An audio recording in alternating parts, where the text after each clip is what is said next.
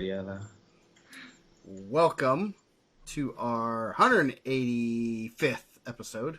I think that's right. Ooh-wee. Of Guerrilla Radio. I'm Joe Caprino, off my third straight Ironman tournament, and still worn out. Not really, but I didn't wrestle. I feel like Ironman played me this year, honestly. I wanted to go. I was ready to go. And then I felt like they changed the date on me. I even scheduled this softball tournament on a weekend where I know I could go. I was going to sacrifice being in the Harvest to go to Ironman. And then when I texted you, I was so – you're like, you're going to Ironman? I'm like, yeah, man, I'm not going to the Harvest. I'm doing this. You're like, no, that's the same weekend.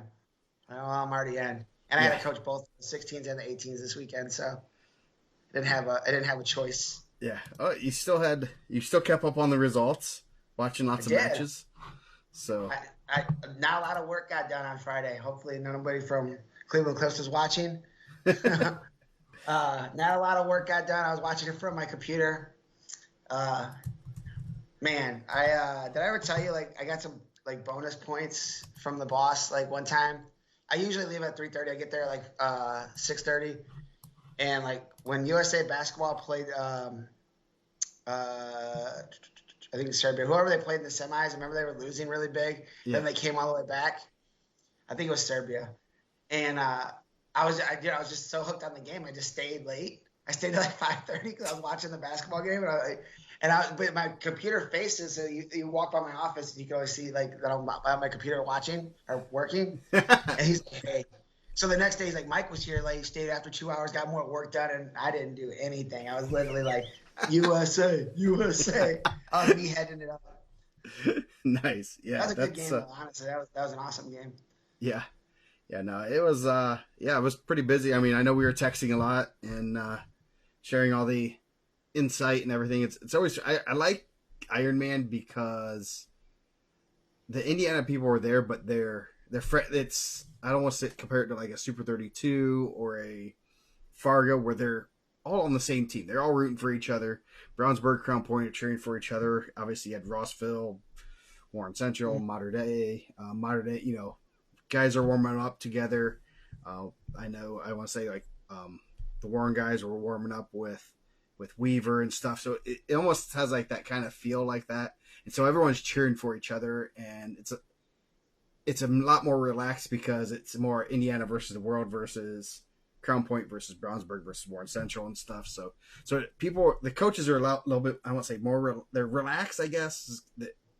Not exactly the right word I want to use, but it's also one of those things that it's a cool environment just because they're competitive, but they're competitive with everybody else. And I think, I mean, they actually tell us this all the time. Like, I think everyone wants those guys to hate each other and be this, like, bloodbath rivalry. But they kind of like each other, right? Yeah. That's what they both sides say. Is like, we love those guys, and we like to hang out with those guys. Obviously, we've been on both. They're pretty fun. Both those groups are pretty fun. But I know that's one of the things that they're always like, oh, man, we get along really well. And I think the state's like, oh, man, these guys are, these huge rivals. But I don't think it's really like that. And obviously, like Kyle Erzman from the region, and I think he wrestled for those guys before at Vince. And I'm pretty sure he wrestled for Vince at LC, and some club stuff with Bill. So they have those relationships. Like when they're out there, obviously they want to win and get chippy because they're competitive. But I mean, they're on a lot of the same teams together. Like growing up, those teams that were going all over the country. Yeah. So it's they're right. I mean when that whistle blows at team state, they want to. They're at each other's throats, but then afterward, they're friendly with each other, and I think all those teams kind of know that same thing, that they're pushing each other, but they also are kind of grateful to be pushed and stuff, and that's what's making Indiana wrestling better, is having that kind of competition. So man, dude, we actually should have had this before the Ironman recap. Dave Doster's already started wrapping Christmas presents. I haven't bought any, so. I haven't bought any either, and OC just walked in, so I haven't bought OC a single Christmas present. But I think those guys are very aware of each other too. Like they're very aware what either one of those guys are doing. Like I'll hear from the other side about something that's happening or something I just heard, and they're like, "Is this really going on?" I tell them the truth. I like both those guys. So Yeah, yeah, they're what's fun to funny hang is the around with, other. and that's where I keep going back, and you get some good information, and get to kind of hang out with, get to know the kids a little bit and stuff. And it was a I guess we'll talk a little bit about it. If you didn't listen to the interview I did with Derek after the first day, do it. It was very candid. I mean, and Derek's been like that with me for a long time, even when he was at Mishawaka. He saw a lot of the, we used to bring a carload of kids over there every week, and so he kind of knows. We've known each other for a while, and he, man, that first round was brutal for Indiana kids. So It wasn't going good. yeah, they took out about 180 kids. Last year it ended at about midnight. After midnight, the damn Clark brothers kept wrestling and winning. They're pretty good. Yeah, and so they so they took out about 880 kids, and I jokingly told told both Bill and Derek, I go, I think the 180 they took out were the ones that Indiana kids beat, because they're like, oh, you lost Indiana, nope. You lost Indiana, nope. I mean, because it was like, geez, we just got, and we were even talking the draws, but when you have less kids there, you have a lot more opportunity to draw a seeded wrestler. Man, some of those draws coming out were like brutal. At some point, I was like, man, I think Crown Point really made someone on the set. They were like, Yeah, so these guys are getting some really tough draws. yeah. I mean, obviously, like Caesar draws the champ right out the gate. Yeah. Welcome to high school wrestling, Caesar. You Yeah. get the number one guy in the. I think Walters is probably the number one guy. That dude's a monster. Yeah. And yeah, So yeah, you get some pretty good guys, and that's man, it's man, it's some tough wrestling, and it's one of those things. Yeah. I was talking to someone today, and I was like, he was asking how it was going and stuff, and I'm like, man, I mean, it's just the level of the wrestling there is just crazy. And I go, yeah, this week I'm gonna go see Carol and Bishop Dwenger. I go, that's gonna be like going from watching the Olympics to a JV match, Nothing against Carol Dwenger, but man, that level of man, come on, bro. You got to represent for the Wayne. You got to go somewhere else, man. Tell it's Bishop Nolan, whoever. Yeah. Like, well, that's where I'm going because I have I have to pick someone up that's going to be there. But yeah, like in the interview with Derek, he says something that's like, I think resonates.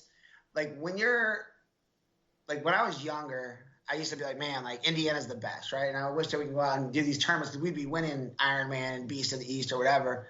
And then like you understand it's like region football. We always think we're really good until we play Indy. It's like, oh, we're gonna win a state championship. Oh, that's Brownsburg. They have 14 Division I prospects that play defense, so they have 3 guys that are rotating out. Yeah, yes. But you realize, and Derek says it, like, you're a guy that barely ever loses gets smoked by a guy, and then 2 rounds later you see that guy get smoked. Yeah. And dude, it's incredibly tough. I mean, Indiana did well. I think was that the best showing that we've had? They did well. Yes, I know top wise, by far. Yeah. And it didn't start off very well. We took some losses early on, and I mean, I'm sitting there thinking like, oh crap, we're never gonna get invited back to this thing again. I'm like, same. I mean, it was like brutal. That I don't know what our record was early. I know guys like Ducking, and I think Bell was a little bit later. Dickman had a bye. A lot of the guys had some buys early on, some of our better guys, and I'm like, oh crap, So like who got the first win? I think did Genders get the first win? Someone like held on to a tight one, I thought. Yeah, Genders had the first win. I would say, let's see, Ducking had a bye, Westfall had a bye, Brown had a bye, Strayer wrestled. He wrestled pretty good guy. Bell had a match. I don't remember seeing Bell wrestle early though. Gavin Lewis had a bye. Dickman had a bye. Royce Malone had a bye. Then he ran in the number 1 seed. Genders had a match. I know he had a rat tail, kind of a rat tail. Yeah, Haynes lost. Hockaday lost. LT had a bye. Not Jake. Not Jake. They originally, when they when they put in the brackets, he was at number 2 seed. They're like, oh, geez, they're probably not. They're gonna change that, and I'm sure somebody said something like Rainey or something. Let's see, Which he should have. Like, yeah, man, you can't just because you guys share the same last name. Like, and I'm not saying Ryan won't be as good as Jake someday. yeah, But like, it's not that day's not today, right? yeah, no. Yeah, Goss had a bye, and then Schaefer had a bye. Braylon Reynolds lost first round, and so that was another one they lost. Hornsby lost first round. Gibbs lost first round. Yeah, it was wild, man. Yeah, it was like oh crap. I was like, ooh, maybe like they took that 150 out, and you knew we had some studs that were going to be in there, and you don't always know how the younger guys are going to perform. Like, not that this is the biggest event they've ever been in, and I think that used to be like the freshmen not coming, especially even like in the rankings, people would be like, well, they've never wrestled high school. I was like, that guy wrestled. He won Tulsa. It's pretty big. Yeah. There's a lot of people there have been there. Yeah, like, it's a pretty big arena. I don't think he's going to get scared of, Crown Point, Maryville on a Wednesday night. Yeah. I think he's going to be fine. But that used to be the knock, right? Like, I want to see him do it in high school. It's like, well, he's an All-American. It's pretty good. like, yeah. And a lot of these kids will wrestle high school division too, even as 8th graders at like IPO and other events that they're able to. And you'll see, you have verified results like, hey, these guys wrestled last year and he won, like, yeah. I mean, Case Bell had wins over Jensen Boyd last year. Yeah. Like, Jensen Boyd's pretty good. Yeah. Number 1 the whole year to the end, till they wrestled the last tournament. Yeah. So, going down, I mean, like I said, Indiana had a great tournament. Really, probably PA, right? PA won the most matches. Probably PA. PA is really good at wrestling. In case you've been living on it, they did do real well. Ohio, like St. Ed's, St. Paris, Graham, their perennial powers are down a little bit. For what Perrysburg's probably there was their second best team. Then Maslin, Perry.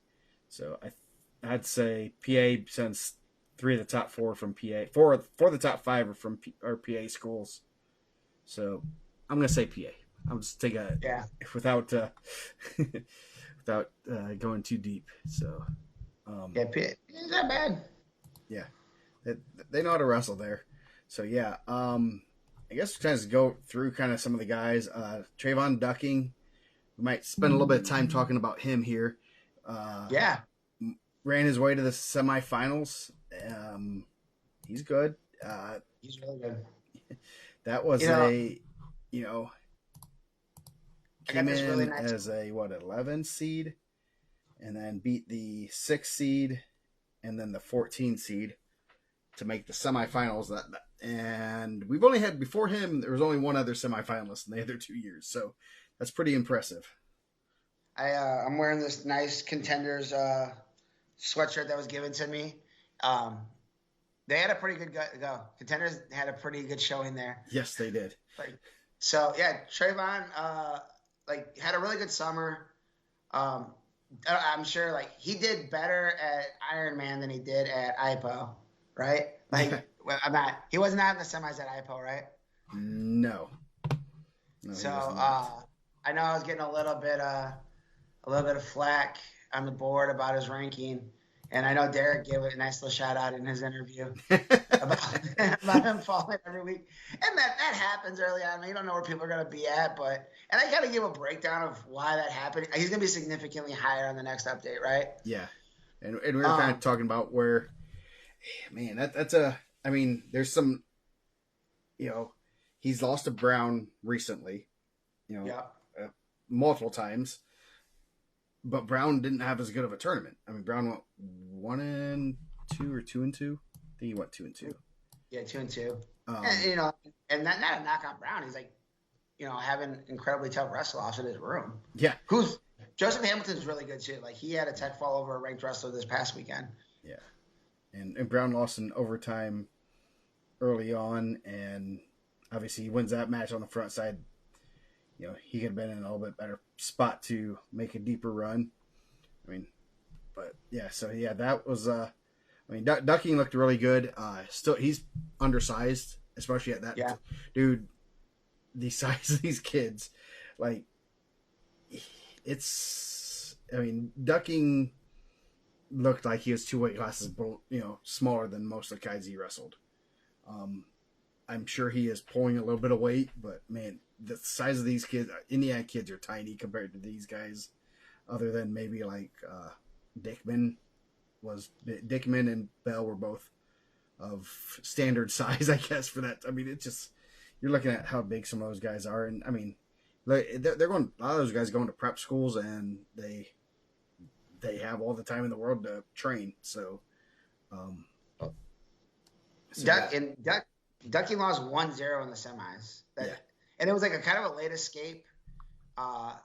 And then I felt like, I thought at the end of the second, I thought there could have been a stall call or a stalemate, which I think he got banged for a stall call late. The other kid did, and which would have tied it. But there was like a 35-second where like the kid was just kind of holding a leg. There wasn't a stalemate, and I think Ducky was trying to cut the corner. And I mean, it's one of those things. If they stop it, you're like, oh man, he's about to score. But also, you let 30 seconds run out the clock where maybe he could restart. Yeah. So no, ducking, very impressive. You coming in, making the semifinals out of the 11th seed, that's pretty good, especially in a weight class the 106 is just going to be loaded. And I know he made some noise there. And yeah, Farnsworth was the 2 seed. He lost in the finals in overtime to Noble. Noble wrestled Tegan Newell there last year. Yeah, Noble got a little lucky. There was it was around a 16 match. He was up 10-5. Got cement mixed to his back for 7. So he was down 12-10. Got the escape. It was 12-11. That's how it ended. And the scorer totally screwed it up. They ended up making it 13. They 13-13 and went to overtime. Then Noble won.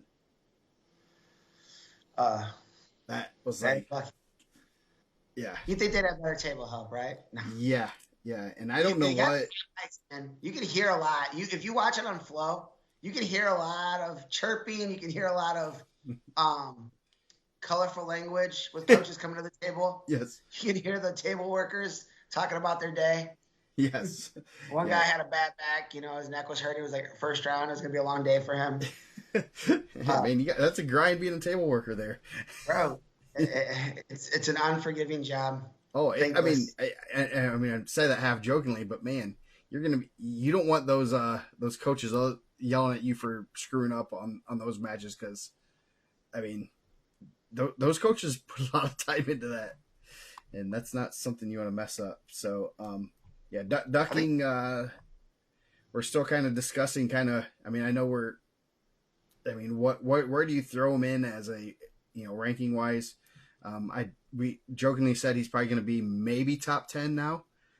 Yeah, at least top 5. At least top 5, okay. Man, he was 11 seed and he was like 9th in the state. Like, that kind of made me feel some type of way. Him and Farnsworth was a good match at Elite 8 also. I think it was 5-4. Yeah. I knew he was going to have a good shot to win that. He was right there. Yeah. So I think Joe said what he had to beat, it'd be number 1. I think top 4, but he ended up 5th. 6th. So, I mean, leave in the comments what do you guys think. Should he jump the number 1 spot? I mean, I'm gonna make the decision. I'm gonna run it by my guys, but I mean, do we just make it a Twitter poll? That might be the easiest. No way, man. Then that becomes a popularity contest, and then everyone's gonna say rankings don't mean anything.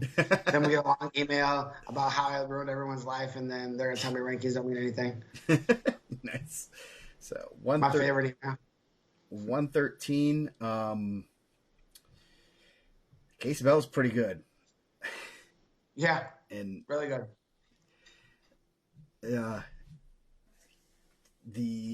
came in as a 12 seed, ends up 3rd. Really, lost a 1-point match to which Bachman? That's Freddie Bachman.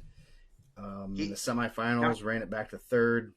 Is he world champ or number 1 in the world in his weight for that age group? Because I think both of them are ranked pretty high in the world for like Puerto Rico, right? Yeah, I think Like they both are pretty darn. I don't know what. they both like to stall. Yeah, yes, they are very good at stalling. Stalling, man. I was a little disappointed. I'm not gonna lie. I'm a little disappointed with the Ohio refs. I've always been told Ohio bangs guys quicker than the region. And stalling, nope. Bring them over to Indiana. We'll show them what stalling is. Dude, McCall, Eric McGill, tell them bottom man stall, teach them how it's done. Yeah. So yeah, Bell had a great tournament, and that was a kind of a coming out party. Obviously, we have him ranked number 1. He's placed at Fargo a couple times, had some a lot of good national success, and kind of put a big stamp on, hey, I'm pretty darn good. Yeah, really good tournament for him. You go 4-3 with the champ. Champ went back-to-back 4-3s, but back-to-back 4-3s, 3 4-3s in a row. I thought he was going to lose that. I thought Bachman was going to lose that quarterfinal match. I was kind of pulling for Whiteley. It was like, man, if Bachman loses here, Bell's going to, kind of cruise to the finals. And then Bell was right in that match. I mean, he was attacking at the end. I thought, I was like, man, I didn't know these guys wrestle lines out here like that. I thought being a world champ, you'd want to be, out there being. I mean, we kind of said it to you. Like, I'm sure the Bachmans are not watching Guerrilla Radio to hear me talk trash, but I thought being like an explosive freestyle wrestler, like the stuff that they had online and like some of his like Pan Am game stuff, I thought he was going to be super explosive and take a lot of shots, have a lot of offense. I thought he was going to be Bo Bassett out there. Yeah, I didn't know he was going to be heels on the line the whole time and make Case Bell chasing the whole match. Yeah. Bell only allowed one, other than he allowed 4 points total, 3 of them to Bachman. Not a bad weekend. You wrestle 5 matches. 1, 2, 3, 4, 5, 6 matches at Ironman, only allow 4 points. That's not bad. I'm not just gonna say.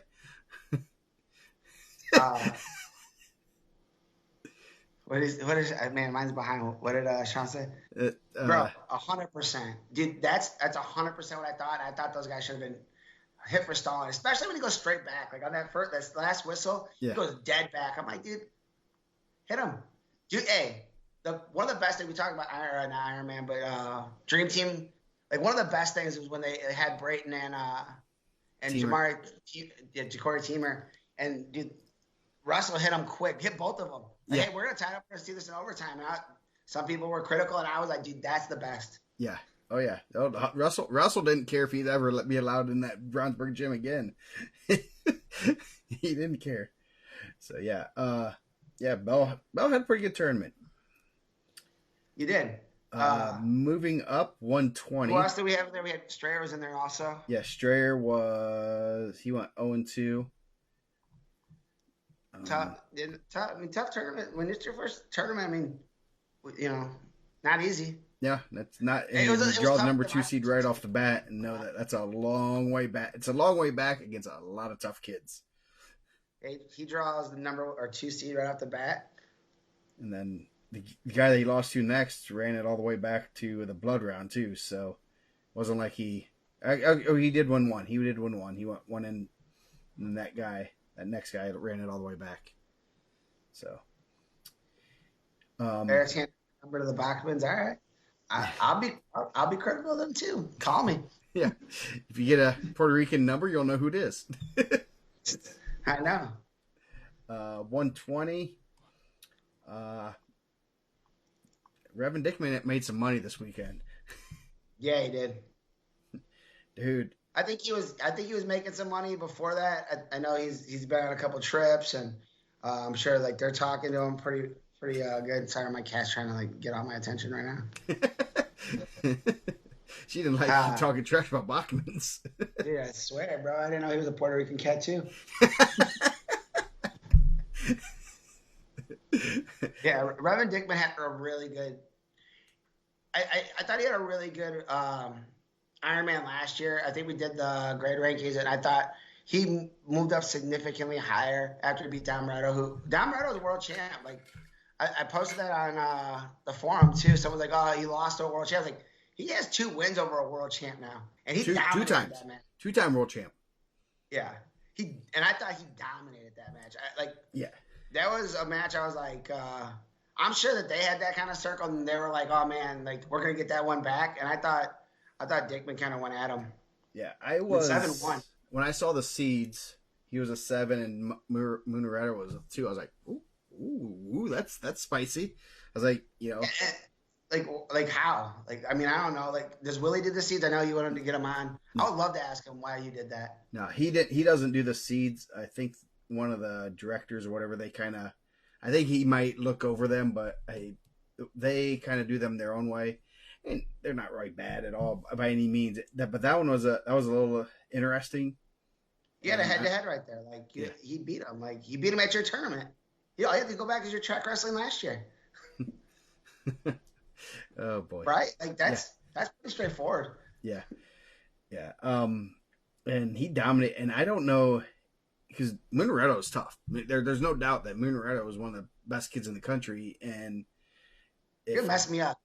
Like, I thought you're Italian, isn't that Moretto, right? Munaredo. I think that's how you say it. How do you say it? Munaredo. I know he was supposed to be a Mount Carmel kid at some point. Yeah. So I don't know if, I mean, you won 2 world championships, and this is why I was talking to Smiley. I was like, he wins 2 world championships. He's beating Russians, Iranians, Azerbaijanis, Ukrainians, all the Europeans, Japanese guys. But Dickman he pinned him last year. He pinned him. And now he beats him 7-1, where it wasn't even really that close. It's like, does Dickman just have his numbers? Is it just a style matchup?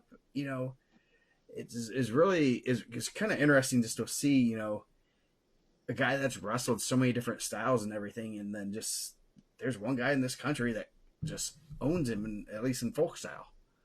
Yeah, and maybe in freestyle it's different. Like I think, Dickman's really good on top too. Yeah, he's a really good mat wrestler. I mean, on bottom and on top, he's pretty good there. So yeah, it was just really weird to see. You're expecting Munaredo to do oh, sorry. Oh, go ahead. Yeah. So, and according to Thomas, he's not the first Indiana guy in the finals. No. I know. If Sergio would have went back to Chesterton, he would have been the first Indiana guy in the finals. Yeah. It's as clear as that. He chose to go to Mount Carmel. He came to Indiana, won a state title, and then left. Yeah. You rep the South Side now, bro. I'm sorry. Yeah. No, we love our Sergio. We love Sergio. I do. I like Sergio. I'll tell Elaine too. I know Kike was in there, but like, if you would have came to Indiana and been there, I think that would have been the one. But he chose to go to Illinois and, chase his dreams there, which is good. I'm happy for him. We don't get to claim that in the region. When you guys are trash talking East Chicago, semi-state, and I'm saying all of our guys are in Illinois, no one has my back. No one's like, oh yeah, those guys are winning state championships in Illinois too. Nah, they ain't doing that, right? Yeah. You guys don't give me that. When we were like, hey, we lost Gable. Gable was our guy. Gable Stevenson was with us. And then no one cared when he went to Minnesota. No one had our back. Yeah. They like it when all the region guys, the region's weaker because they all leave. Yeah. I think we got 5 guys in Illinois right now at Mount Carmel. It's Indiana Sebastian West. Garcia, William Gafton, Hodges, Acuna, Justin Williamson. We got one back though. Yeah. We finally got one to come back over the border. So yeah. I know like Sergio did, and that's awesome. I'm super happy for him. Like, but the first guy actually in an Indiana singlet, how about that? Yeah. Like in the finals, if that's the way we want to divide it, like he stayed in Indiana, I'm sure he could have went to Wyoming Sem if he wanted to, or they have a pretty good pipeline down at Lake Highland Prep. Yeah. So. Yeah, and I don't know if he could. I don't know if he's Catans's very well either. So that's maybe why he stays up here. Yeah. But I think that's like one of those things. Yeah, we were included. I mean, we got to. If they didn't medal, man, we might not put Bo and VZ on there. Yeah. We had to like up our game, man. We had to put our numbers up. Yeah, I mean, VZ wrestled 2 years in Indiana. Bo still is technically an Indiana resident. He represented Indiana at Fargo and cadet duels. So I think Sergio did too, right? Yes. Yeah, I think he represents. So, yeah, we promoted Sergio when he was in the finals. I know I. Yeah, So, but now we have I get real it. Indiana teams there. So, I get it though. yeah. No, Sorry, back on point. yeah. So, Gavin Lewis was what Dang, two and Eric oh trying to steal Brevin Dickman's love, huh? yeah. So Gavin Lewis was 1-2. Lost to Bachman. Both Bachman was the Indiana killer this week. Beat Royce Malone, another great draw. First match, Bachman. Gavin Lewis, second match, Bachman. Bachman, Royce Malone wrestled Bachman tighter than Gavin Lewis, and that's pretty interesting. yeah, yeah. So, and that would be, I'll say that obviously very interesting. You say, well, what's earlier in the day? They had basically 2 hours between weigh-ins in there, so it wasn't that off the scale type match. And plus, that was second round, so there was, they were probably as easily 1-2 o'clock when they first wrestled. Probably about 1 o'clock, probably when they wrestled. I'd assume 2-3 hours in. So, and then on the backside, Lewis lost his next match, and then Malone won one, and then lost to the guy that made the placed 8th. So that was, I mean, they both lost to guys that the guy that Lewis lost to. Obviously, they both lost to the champ and guys that were pretty deep in the tournament. So, them getting pushed somewhere else could have been a little bit differently. Lewis lost to Chaz Robinson. Okay, Chaz. that's right across the border, man. That's 30 minutes from the house. Yeah. So, homeward Flossmore. Going down 126. Gavin Gendris, he went 3-2, won his first match, and then lost a tough one in overtime, and then made a little bit of run on the backside. Was one win from making the second day. Landon Haynes, sorry, was 0-2. 132. LT Hawkins won his first match, then lost to Saudate from the Slam Academy. Saudate's really good. Yeah, he ran into a buzzsaw after that, though. Yeah. Right? Yes. He ran that Jack's Force fella. Yeah, Salate was putting in that work, tech fall, fall, tech fall. And then, Forrest is like, hey, I might just get a tech fall on my own. Yeah. Yeah. That's the thing that, like you say, like you saw him pin Hawkins in less than a minute, and then 2 matches later, he gets tech fall. Yeah, it's tough. A top 3 guy in our state got pinned in a minute, and then that guy got tech fall. Yeah. But Jack Forrest is pretty good. He's out there beating college guys right now. Yeah. He's probably going to get a lot of money when he wants to go to college too. Yeah. I thought Gavin Gendris wrestled really well. I thought the first match, the first match that he lost, the one in overtime, I was able to watch that one. I thought like early on he was attacking, looked really good. Then he kind of just took his foot off the gas and he kind of bit him. I think that's not the place to do it, right? No. Like you're not going to just coast on the lead there unless you're wrestling lines and holding position. Unless you're Bachman. Yeah. Well, you got world titles, man. It's hard to. Sometimes they don't want to bang the guys for stalling that, got world championships. Yeah. Jake Hockaday did not wrestle. His little brother Ryan did not. He was 0-2. Eddie Goss lost had a tough one right off the bat. Mason Rohr from Maslin Perry. Runner up at IPO, right? Yeah. Yeah, he's pretty tough. And I saw that match coming up. That's going to be a pretty tough match. And then Goss won a couple on the backside. He was scheduled to wrestle Hawkins, but he injured. He folded out. Goss was 1 match from day 2 also. 138. Sessa was, what was he? Was he 1-2? Yeah, I believe 1 and 2. 1 and 2. We'll kind of go in reverse order. Braylon Reynolds lost a tough one first round by 1 point. Ran all the way back to the blood round. Pretty impressive run for Braylon. Um, and then kind of just ran out of steam towards the end. I mean that's a lot of wrestling to do, and come back the next day and try to win that blood round. Tough match. Pretty good tournament. I mean, your top 12 there. That's pretty good. Yeah, it's really good. Yeah. I mean, And, obviously all those guys he beat along the way, 1, 2, 3, or 2 or 3. He was sending guys home, guys that wanted to get medals too. yeah. Yeah. So he had a good tournament. Nothing to be ashamed of there.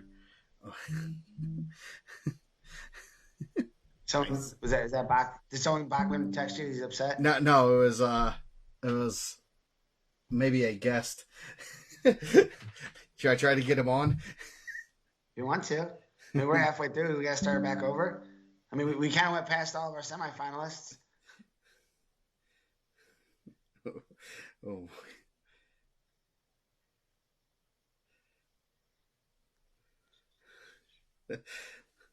We'll see. We'll see what he says. Isaiah Schaefer had a really good tournament. Yes.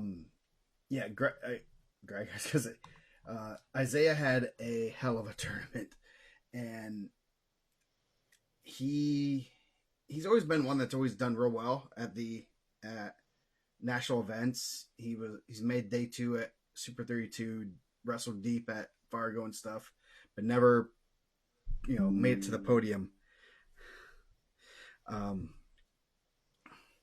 So yeah, so that's so he's never really made the podium, but he's always been, we've always known he's pretty good, done really well, and finally punched through. And I think that, I mean, it was good to see. He wrestled really well. He was pretty, I mean, placing 7th there, really good. I mean, just an impressive tournament. And I know I've kind of heard some schools that he was kind of narrowed down to from what it sounds like, and gonna be interesting to see if he picks one of the 2 schools that I'm hearing. Both are very much out of the box, and I think he'll do well both of them either way. But I was kind of, when I heard that, I was like, ooh, it kind of piqued my interest. And the one school I'd heard from another recruit about was in their final 2 or 3. So I know it's kind of interesting to hear some schools that are out of our little area that are looking at Indiana kids. So I don't want to, without permission, I don't want to kind of convert, say that stuff live on the air. But yeah, it'll be interesting. I'm sure he'll make a decision too. I'm sure he made some money and maybe piqued the interest of some other schools after this weekend. So he wrestled Jace Paradon from Lake Highland Prep, who was at IPO too. So it's interesting to see. Did you want to talk about his coaching? He did not have his dad in the corner, right? No, but he had super mom. And I texted Greg. I was like, congrats, Isaiah looked really good. I go, and your wife is the MVP. She has probably about maybe a year old, maybe just around a year old baby. She's taking pictures and videoing at the same time, and obviously yelling encouragement and everything. And I'm like, dude, that's a wrestling mom. So congratulations to them. Schaefer looked real good, and it was really cool to see like Brian Smiley was over, all but in the corner, cheering for him when he had, when he Brownsburg kids weren't up and stuff, and that was really cool to see the camaraderie between the Indiana kids and cheering each other on and stuff like that, even coaches. So yeah, he did real well. I was really impressed with, it was really cool to see him just finally bust through and make a podium and make a name for himself. Because like I said, we've known he's a really good wrestler, very talented, and done a lot of good things. And came in and wrestled above his seed, and that's pretty good at a tournament like that. Oh yeah, he wrestled awesome. So what a tough weight, man. That's a stacked weight class. Yeah, and he beat a couple. He beat the 6 seed in the blood round. He beat 13 seed. So he beat guys that are above him, and obviously finished 5 spots above your seeds, pretty good. 144 was not a good weight for us. Yeah, looked like it was a good way for us. No, Gibbs went 0-2, a little bit surprising. And that's one of those things that's, man, it's a tough tournament, and you just never know what kind of matchups you're going to hit, or what who you're going to see there. Logan Haney went 0-2. Peyton Hornsby had a good tournament. He ended up losing the first round and then won one, two. He won three, went 3-2, lost in the round to go to day two. He's pretty good. So I think like not like in a disrespectful way, so I don't want like Center Grove to send me angry emails. They did not have a great first round. no, Center Grove had a tough first round, and then was able to run it back on the backside pretty well. yeah. They obviously I don't even know if they had anybody seated. They might not have had anyone seated too, which I don't want. That doesn't always make, especially if you're a 10 to 16 seed. That's not really a crazy favor because there's so many landmines in there. But yeah, so that's if you're not seated, the chances of running into someone good is pretty high. 150. Parker Reynolds beat the 16 seed early on. Lost to the number 1 seed, who ended up winning it. Baca went 0-2. Reynolds then won another one and then lost in the round to go to the second day. Reynolds looked solid in his matches. Obviously, running into the champ early on. That match against Heath, that was a good match. I was able to catch that one. Ride outs. I think both those guys were pretty good on top. And then Sturgill, I feel like their turnaround's pretty quick too on the wrestle back. Yeah, it was pretty quick this year. We were done really early, enough time that I could have like a dinner and relax and kind of try to catch up on what was going on. So yeah, definitely went a lot quicker. 157. Man, we had a lot of entries there, didn't we? Yeah, 57 was pretty good. Yeah. Like we had 3 or 4. We had, if you consider 1, 2, 3, 4, 5, 6. We had 6 guys there. If you consider Bo and Mason Day, a little bit of a Hendricks County crime right there. First round, or technically second round. So yeah, Bo kind of went on like a local run, huh? Yeah, he gets Day, and then he wrestles Liam Kelly from Mount Carmel and wins that one, and then he wrestles Will Denny of Marist, which is right pretty close to us too. Yeah, he looked good. He ended up getting 7th. We won't spend too much time talking about him. Arbery, surprisingly went 0-2. That's was an interesting. He was right in both matches. Obviously, there's very few matches Arbery's not in. You can tell he's kind of a little bit disappointed in that. So it'll be interesting. It'll be interesting to see how he bounces back. And obviously, it's not an easy not an easy tournament. He lost to the 16 seed 9-8, and then had a tough one on the way back. So this was ranked seeded 14th for Center Grove. Thank you, Jason. Yes. Stitz had a good run. He was in the round of 16 and then won a couple on the backside. He beat Silas Foster. Then lost to St. Ed's kid by 2. Goldberg. Bro.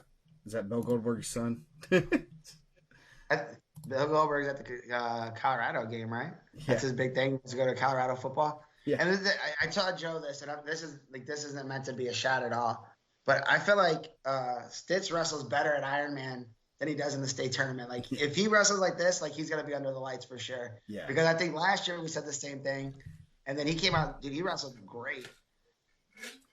Yeah, that's a deep weight class, and he wrestled obviously really well there. Silas Stitz was 1-2. He lost one of his matches to Stitz. Silas Foster. Yeah, and then Mason Day was 0-2. Michael Kurth from Crown Point was 0-2. So yeah, a lot of Indiana guys there. A lot of yellow highlighted for me. Yeah, we had a couple guys run into each other too, which you want to spread out that you don't want to wrestle matches you can wrestle at home. Yeah, yeah. You don't want to travel all that way to see your friends. 165. Center Grove got a great draw. Vander Lugarten got some Ladarian Lockett. It's not bad. Pretty good. Yeah. So that's not a good draw. Robbie Leahy was 0-2. I think Lugarten, he ended up winning one. He went 1-2. Van Tichel right off football went 2-2. Looks like 2-2. I thought he wrestled really well, especially coming right off a football field. Is that Ben Smith? He wrestled the. No, that's Ben Smith from Utah. I asked the same thing. Okay, I did not even. I would have felt like an idiot if I didn't know that. That'd been funny. But he looked really good. I thought he looked really explosive. Even in the match he lost to go the next day, I thought it was a pretty good match. Overtime match, back and forth. He's fresh off football, maybe a little heavier than he wants to be right now. So it'll be interesting to see how he where he fills out. 175. We had a Miguel Rojas Royland Kressel match. both the Lake Highland Prep guys had to wrestle Indiana guys. Man, and I thought like for a little bit, I thought Rojas was holding position pretty well, and then Kressel just opened that up. Man, he looked really good. Yeah, I feel like they gave him the wrong singlet though. Honestly, I think he took the heavyweight singlet. Yes, it was a little bad. Yeah, he's a pretty jacked dude, man. I was like, why you guys do that to him? Yeah, Kressel looked really good this weekend. It's one of those things. It's like he's placing at all the big tournaments. He's placed Super 32, Fargo. Yeah. Ironman. I mean, won the state tournament. That's a pretty big one. Yeah, that's a good one. And so it's now, fairly expected that he's going to place at these tournaments. I know he was a little upset. He's like, I want to win one of these damn things. So look for him to continue. He is fun. He's number one. He's fun to watch. He is. And he can, we don't get to see it very much in Indiana because he dominates so much, but he is a good scrambler. He's a sneaky good scrambler. And you watch some of his matches, like Cunningham and stuff. He can scramble, and he's fun to watch. Did he pushes the pace? He's there to score points. You're right, dude. He's exciting to watch.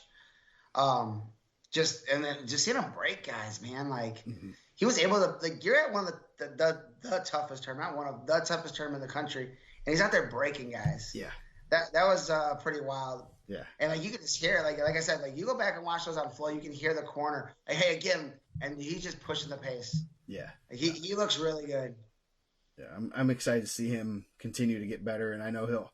I mean, I'm already kind of, we're already looking at who's coming back next year. You got Dickman coming back, you have Bell coming back, you have Kressel coming back, you have Ducking coming back. We're poised to have a really good year next year. Parker, Reynolds, Hornsby. Yeah, a lot of guys returning. Yeah, so it could be. We could make this year look like a low year if these guys all line up and do well, continue to get better. So yeah, Kressel had a really good tournament. Lost a tough one to Cunningham. It was real close going to the third period, and then I think Cunningham turned him once, I think, and that busted up. Cunningham's pretty good. Ended up losing the 15-12 match with another future Penn State guy in the finals. So Kressel, Reinhardt pulled out with an injury. He weighed in, and I assume I didn't really poke too much, but I assume it was something happened during warm-ups. And so hopefully he's going to be back, and hopefully it was just precautionary. Corbin Aiken was 0-2. But Kressel, pretty good. Yeah, I was surprised about the Reinhardt one too. just because you see it on track. You're like, oh, hey, he's gonna come up. You go to the mat, and it's already over. And then you're like, oh, and Reinhardt's had success there. I was like, oh, maybe he had a quick fall. And then you see that he lost, and I texted you, he's like, yeah, he's injury defaulted out, and so hopefully he's okay. Yeah, I was over by is it Crown Point corner? I was right over by there. I think I want to say Van Tichel or somebody else was wrestling, and I was like, I just got a text that Reinhardt pulled out, and then I got the update, and I'm like, what happened? It's like okay, so hopefully he's back on. Hopefully his precautionary he's back. 190 had quite a few entries there. Did pretty well. Cesar Salas got a welcome to high school wrestling. Oh yeah, right off the bat, man. That's not. When I seen that draw, I was like, man, that's the toughest draw there for Yeah, that weight class. Adam Waters is really good, and so that was not a good match for Salas. Salas ends up running it back all the way to the blood round. Made it day Day two, two. yeah. Um, so He was the that's only bulldog to make day two, right? yeah, the Crown Point Bulldog. Yeah, Crown Point Bulldog. Yes. I'm sure there's several bulldog teams in the field. Several Warriors, several Bulldogs, a couple Wildcats. Yes. So he had a good tournament, and he's gonna continue to keep getting better and better. Gunnar Henry ran into the same guy, Waters, and Adam. He's pretty good. He had a real good overtime match in the round of 16, and pulled it out in the end. End up getting. Was it an escape? Let me look. Ah, shoot, it won't tell me. But he ended up winning in overtime. So, I think he got a reversal or something. Yeah, he got a reversal and, gutted it out. End up running it back to the blood round. And, tough match. That Kowalski kid from, that he's wrestled from Springboro 1,000,001 times. And I think they've gone back and forth a lot. And he had a big lead late. Kowalski ties it up and then lost in overtime. That was pretty tough. It's a tough match for him, but Gunner's pretty tough.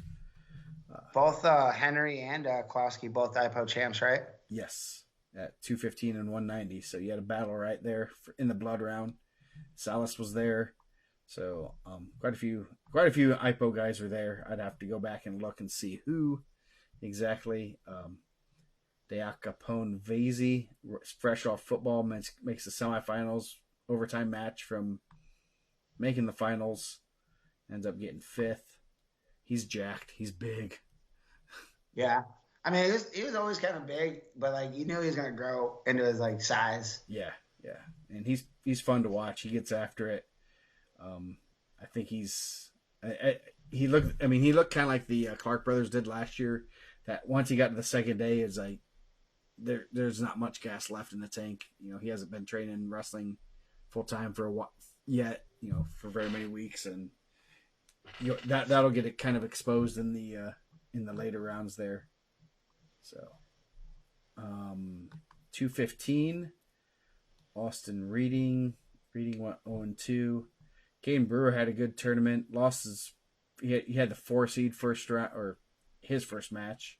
He had a bye. He didn't wrestle till like 3 o'clock or something, 3 or 4. Ran it all the way back to the blood round with a couple falls. So he looked good. He looked moving well and everything. Just lost to a pretty good kid that was that I believe was second at IPO to Gunnar Henry. So Nice. Not a bad loss by any means. Then Noah Weaver, he had a real good tournament. 3 seed made semifinals. He's tough, and Purdue's getting a really good one. It's gonna be fun to continue to see him kind of improve. He ran into a pretty good guy in Cade Ziola in the semifinals, and then ends up winning. Ends up getting a medical forfeit for third. I know he was kind of upset about that, but a real good tournament for him. Kind of just adds another notch to his belt. After this, after going, making the finals at Super Super. 32, this is kind of confirms he's really good. And then heavyweight, Forrester and Brooks both made Brooks was one away from day two. Went 1-2, and he beat a Blair kid. Or no, that was Forrester. He beat a Northampton kid. He beat the 13 seed right off the bat, and then ended up winning another match. So he went 2-2. Forrester went 3-2. Made the blood round. Was right there with those guys. So 5-1 match.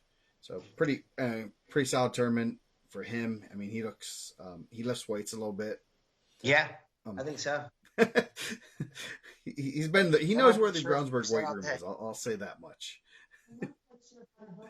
So Alexa's trying to talk to me now. Yeah, I thought both of the heavyweights wrestled really well. I thought Tony Brooks. It sounds like he's going to be the backup. I thought he went out there and wrestled really well. A couple spots where you could tell he was young. I think he tried to flying squirrel at some point, and a big guy caught him in the air and took him down to his back. So, I mean, you live, you learn, right? Like, you got to try some stuff. I thought Max wrestled really well. I'm sure they were disappointed last year's state series. I know I had him ranked pretty high. He came out here and wrestled incredibly well. I thought the matches that I watched, he looked solid, looks like he's moving really well. And he's strong, man. Yeah. I don't think you grab up a lot of guys that are that strong. Yeah.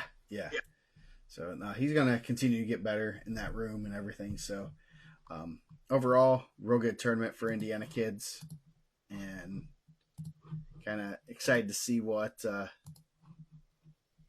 continues.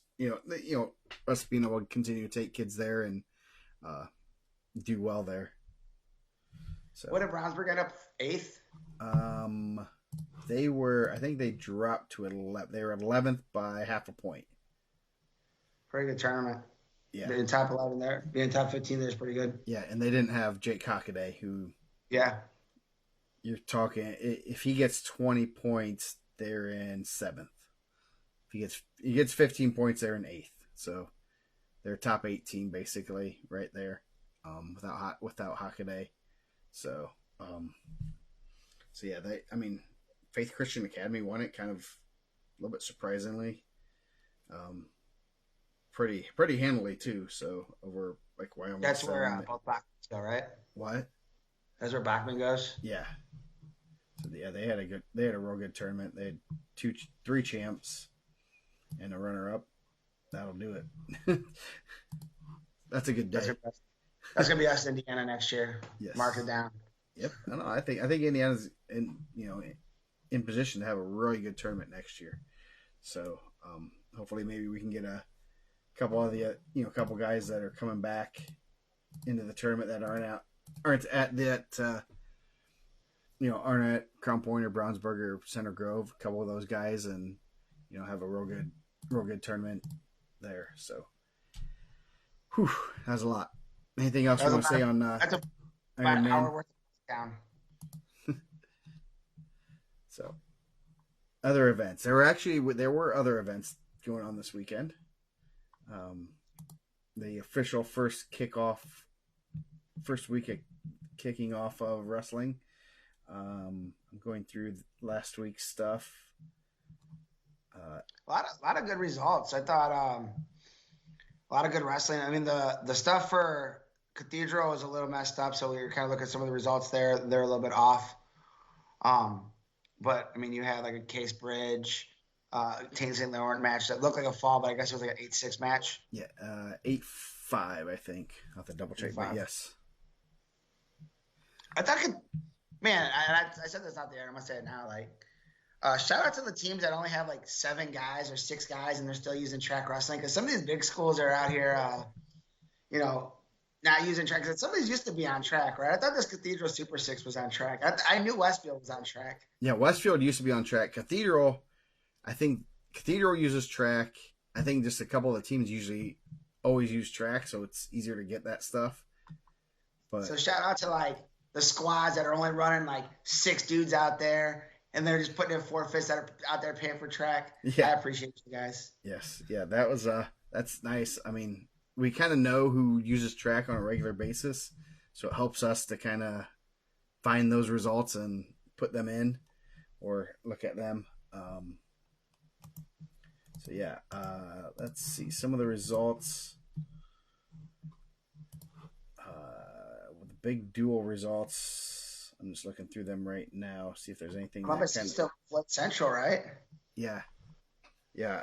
That was yeah at the Jeffersonville event. They had some good duels there. I was looking at the other duels first.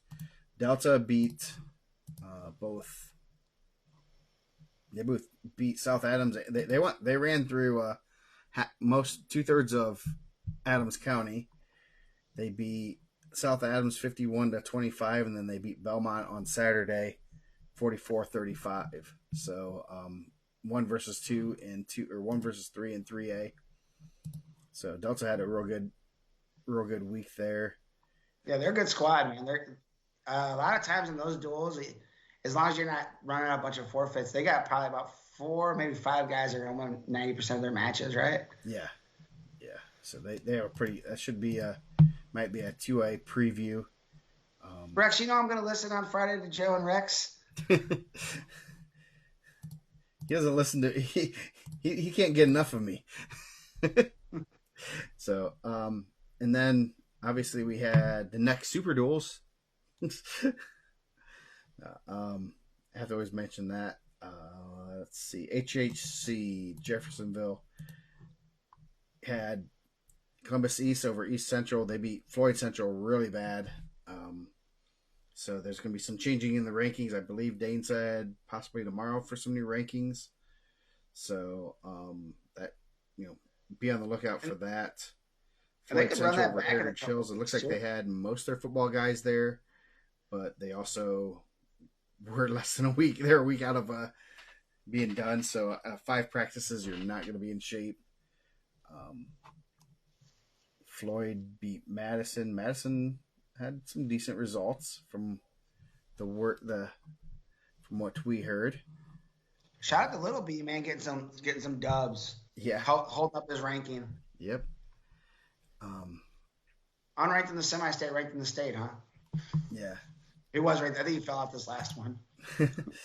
So let's see. Modern day duels. I have not seen any information from that. Doesn't Zionsville usually put their stuff in track? I think they do. Who? Zionsville. I think so. Let's see. No. No, they Maybe don't. it's no. False alarm. So we don't know what happened there. Did anyone wrestle? Did they actually wrestle there?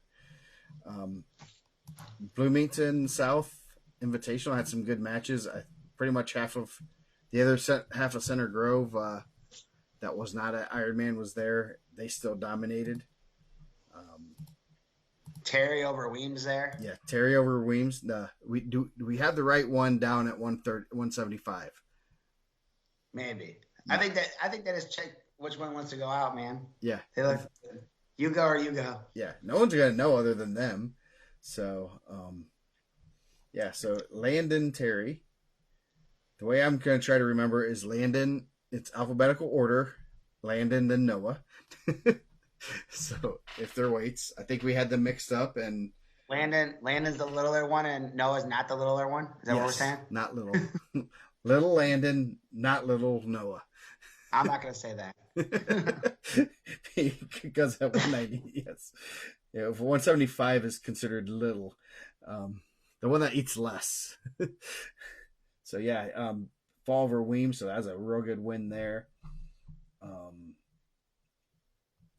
Any other Wyatt Cooksey over Sean Breedlove. Amir and Pratt. I think we talked about Joseph Hamilton over Jackson Jean. Yeah. Yeah, Hamilton's pretty darn good backup wrestler too. There was another good one in there too that I saw for the state rankings. I think like 32 maybe. Flores over no one beat Bloomington South Kid.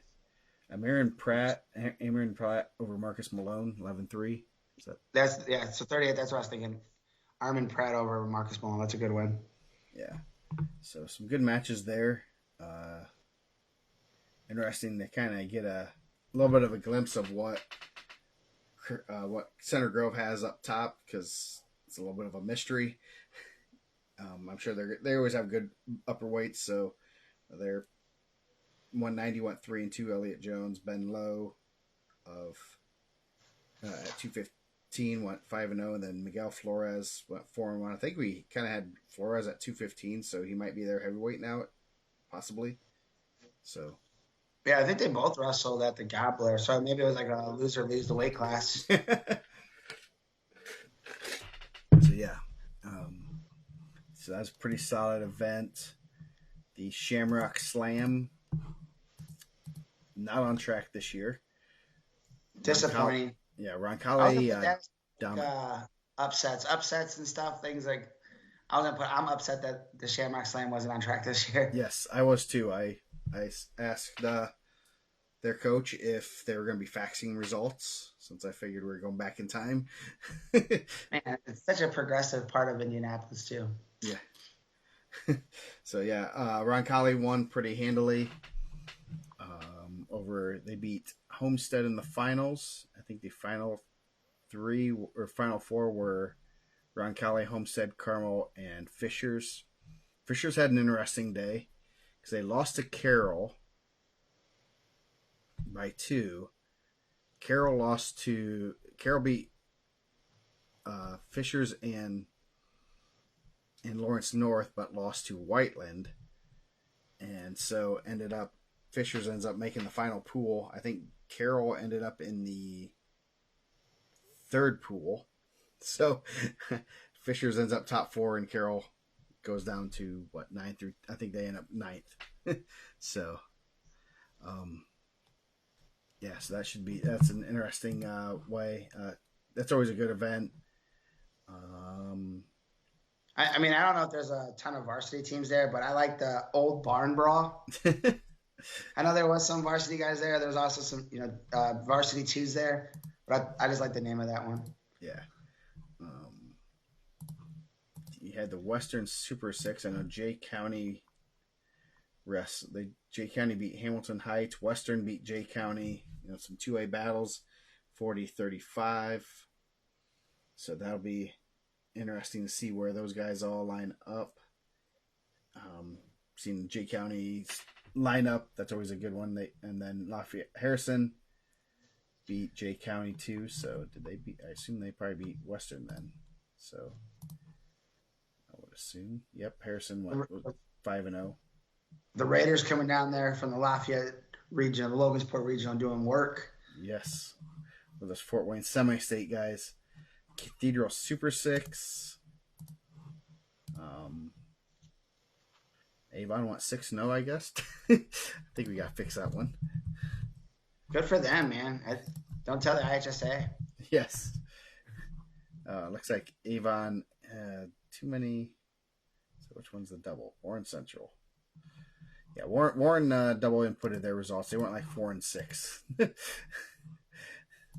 So I'll fix that real quick. Yeah, so Avon went 5-0. Greenfield Central. Obviously, Warren Central's results are a little skewed because they didn't have 2 of their better guys. Yeah, probably 2 of the strongest guys, right? Yeah, 2 guys that are probably going to get 6 points each time. So that's always a, props to the coaches. Obviously that's a good event, a great event, and you want to win. You do want to beat an Avon. You do want to, beat a Cathedral. And saying, hey, you 2 guys need to go there and see the best competition in the country. So, good luck. That type of stuff, that's really good for them to, coaches to kind of say that, I don't care about a dual meet win. Let's get our kids best competition possible. But you're still going, like, the guys that are going to Cathedral, that's a good tournament. That's a good day of duels. Like you had, I just seen like Terry Easley lost to Chef 6-5. I mean, that's a good match. Chef typed him 2 years ago, and he beat Cohen Long 11-2. Cohen Long's tough.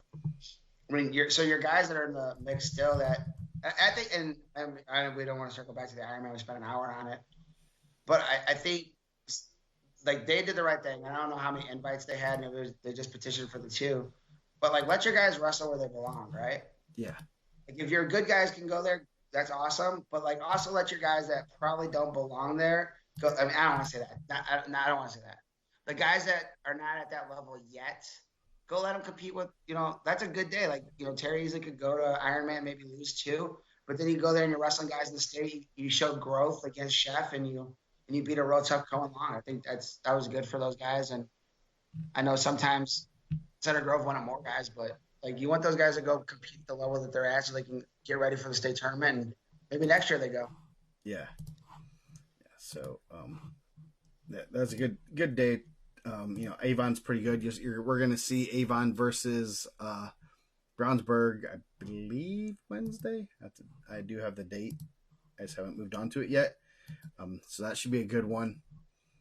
I'm hearing that you might see a certain 3-time state champ. At least that's what they're telling us.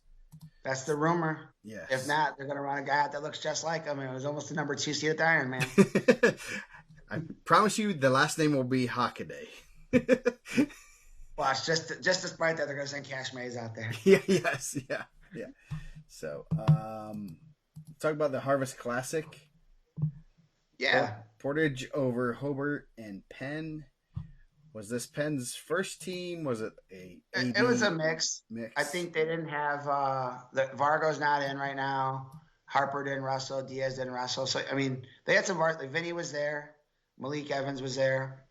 Or Malachi Evans. Schmittendorf. Schmittendorf was in. So, I mean, they had some other guys in there.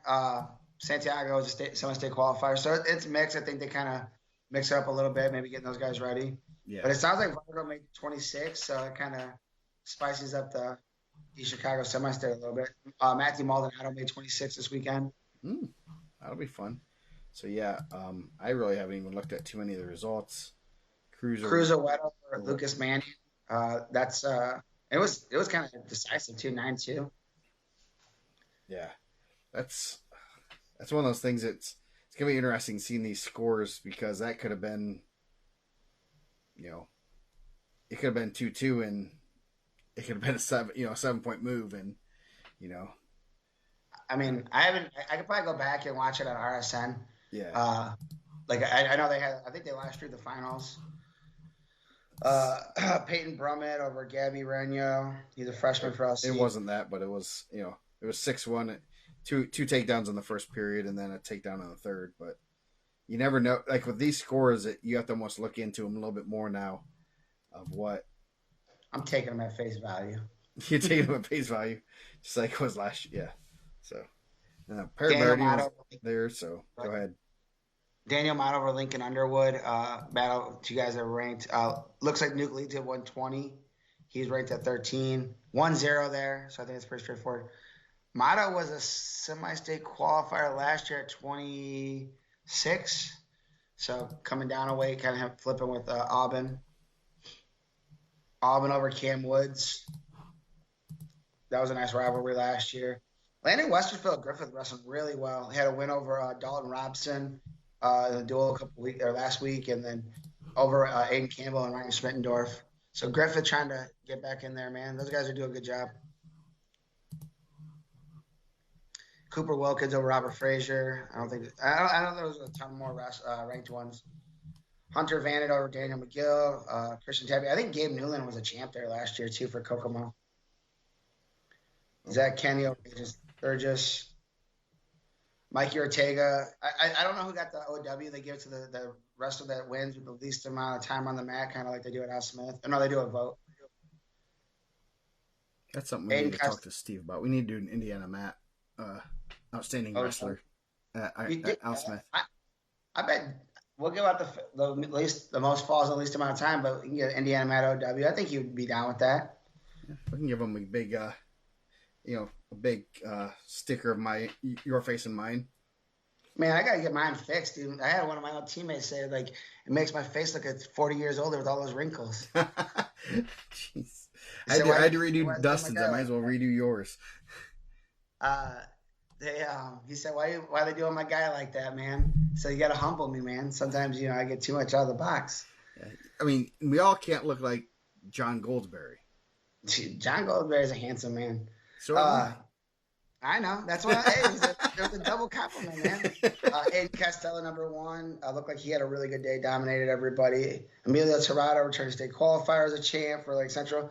Vinny Freeman steered good wise. That's a really good match. 15-7. That might be one I want to go back and look. But I think both those guys state ranked. No Alec Tatum in there. But Hobart's backup, Aiden Granger, was third. I know he had some freshman, sophomore results. Jaden Bartozik over Everett McClelland. Malachi Evans in there also. 5-3 is a pretty close match. And then Tristan Machete of Portage over Luke Juris. I know that they have gone back and forth in the past. I think Luke Juris had won the last couple. They were not happy with him being ranked behind Machete, but rankings worked out this time. At least Juris was, he's like, I'm not going to mess up the rankings right now. I appreciate him. He's going to try to mess him up. I think, is it Wednesday? They got, and we'll kind of go into this next one. Hobart's solid, man. They got a good seat at the Trikoff. I'm sure we'll talk about the Trikoff some. Yeah. If we don't go to midnight in your Eastern time. Yeah. Jeez, it is 11 o'clock, isn't it? Oh, well. Yeah, your time, man. It's 10 my time. I took a nap. Yeah, nice. So this week, I guess anything else from last week? Okay, we do like the Port Superdome is always a good one too. I think Lowell over Maryville was pretty lopsided. I talked to Paul Maldonado today. He said they're pretty good. At one point, I think it was like 44-0. Ooh. They had started pretty heavy, and Lowell's pretty good. Like I know I know they're trying to get into team state and they're sending all this stuff, but to put it on Maryville like that's pretty crazy. I think their first win for Maryville was at 150, Marlon Kirksey. Wow. They bumped Matthew Maldonado up to Dylan Robson. He lost in all overtime. They have some flexibility down low with a pretty good backup 13, so they're able to move Verduzco up and get a fall. Lowell could be a sleeper pick for the Trikoff to win, and I think they could be a sleeper pick at 3A too. Like we talked about it a little bit with Delta, but when you can run out four guys that can win almost 90% of their matches, it's gonna be tough. Yeah. Evan Stanley, number one, bumped up. Tech fall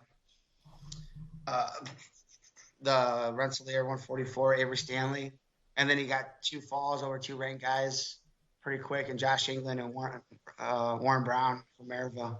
Yeah, I saw that result, and I had to double check to make sure that wasn't Maryville's, backup team. No. And I was like, oh, no, that was not. I was getting a live update. I was literally at third base coaching, and I'm getting live updates. Like it's, I don't remember where they started at, but it was maybe Palat was the last one, so I think maybe it started at 75, and at 75 it just kept going, and it was like falls. I was like, bro, this is, and then at the point that there's not going to be they can't come back, and then it's like, dude, how lopsided is it going to be? Because Maryville doesn't get work like that. Yeah. So that's pretty impressive. So should be interesting. Lowell's going to be a team to kind of keep your eye on. Man, I know we didn't say it, but Crown Point shutout, and Brownsburg's obviously the head and shoulders one right now. We talked about Crown Point being one of the best teams. Man, I couldn't believe that Crown Point shut out LaPorte on Wednesday. Yeah. I would be willing to bet LaPorte doesn't get shut out very often. No. Louis is a very good coach, been around the block a lot. I could probably say he hasn't been shut out very often. No, I mean, they had Ashton Jackson for a couple of years. He didn't lose very much. So, but I was pretty surprised when I saw that. Yeah. So, anything else from this week? I think we've touched on a lot of it. I mean, keep putting your results in. If you get a chance, put in the individual stuff. It definitely helps with the rankings. But I mean, it gives your guys some pats on the back too, man. You want to? Yeah. Speaking of pats on the back, right? Yep. So this week we have another pretty good week of wrestling. Let me just bring up my graphic I'm putting up. That would be easier because I have it ready. I'll release it in the morning since no one wrestles on Mondays. None of the good matches are on Monday. Sorry. Dang, man. If someone wrestled there, you just hurt their feelings. I know. So Wednesday, Greenfield Central at New Pal, big 3A matchup right there. It is. Another 3A match up Bloomington South at Roncalli. That should be This must be 3A week, man. Yeah, 3A seating week. So that should be a real good one. Center Grove at Cathedral. Ooh, there could be some good. Daniel Brown, Taint St. Laurent at 6. That's going to be good. Yep. I know that will be streaming on the Center Grove channel on YouTube. When I get the link, I'll tweet it and stuff. They usually tag me. They're real good about doing that. So they gave me a heads up today. So that's going to be a real good one. Warren Central at Westfield. That should be a good one. That Westfield has a pretty solid dual team. It's interesting to see. Warren Central's kind of had some up and down results right now, but it's also they haven't had. Obviously, this weekend they didn't have their two best wrestlers, so that should be interesting.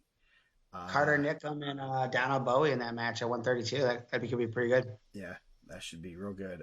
Then you got another 3A team, New Haven at Garrett. Carroll Regional Preview. That should be a little spicy. It should be a real good match there. What's the premier match in that one, you think? What's it going to come down to? Sean Harris and Baker. Is that 32? 26? Let's see. Some of the matches that we could see. Probably Swarthwood, Roca. You think they're going to bump Ocampo up to Swarthwood? Swarthwood got her last year, right? Yeah. I know he wrestled 20 this week, and I don't know if he's planning on wrestling 13. I don't know when, so maybe they will keep him down there. I'd like to see him and Bakari Cooper. Cooper looked real good. He's one to kind of keep your eye on. Asa Harris would be a good one. Asa's a real good young kid. Cameron Baker, I think he had Klauser. I'm just looking at Fielden and Malachi Tholner was pretty good. They wrestled this fall at Homestead. I think it was an overtime match. Tholner is a really, really, really good freshman to keep your eye out on. Are they going to bump Fielden to Doster? That'd be exciting. Yeah, Fielden and Doster. That'd be fun. I mean, that's a Leach. I would say that would possibly be on the table if say they start at 157 and it's going to come down to that. I don't know exactly where if it comes out, if that's one of the last matches and they need a win there, they might do it. I have no doubt that they would, hey, let's go try to get the win. I mean, Fielden's not afraid to go after some good competition. He obviously placed at Fargo, and that'd be fun. I'm kind of disappointed that it's the same night as the other match I'm going to. So yeah. Then Jacob Reynolds, possibly Charles McGrant from New Haven. McGrant had some good solid wins last year, so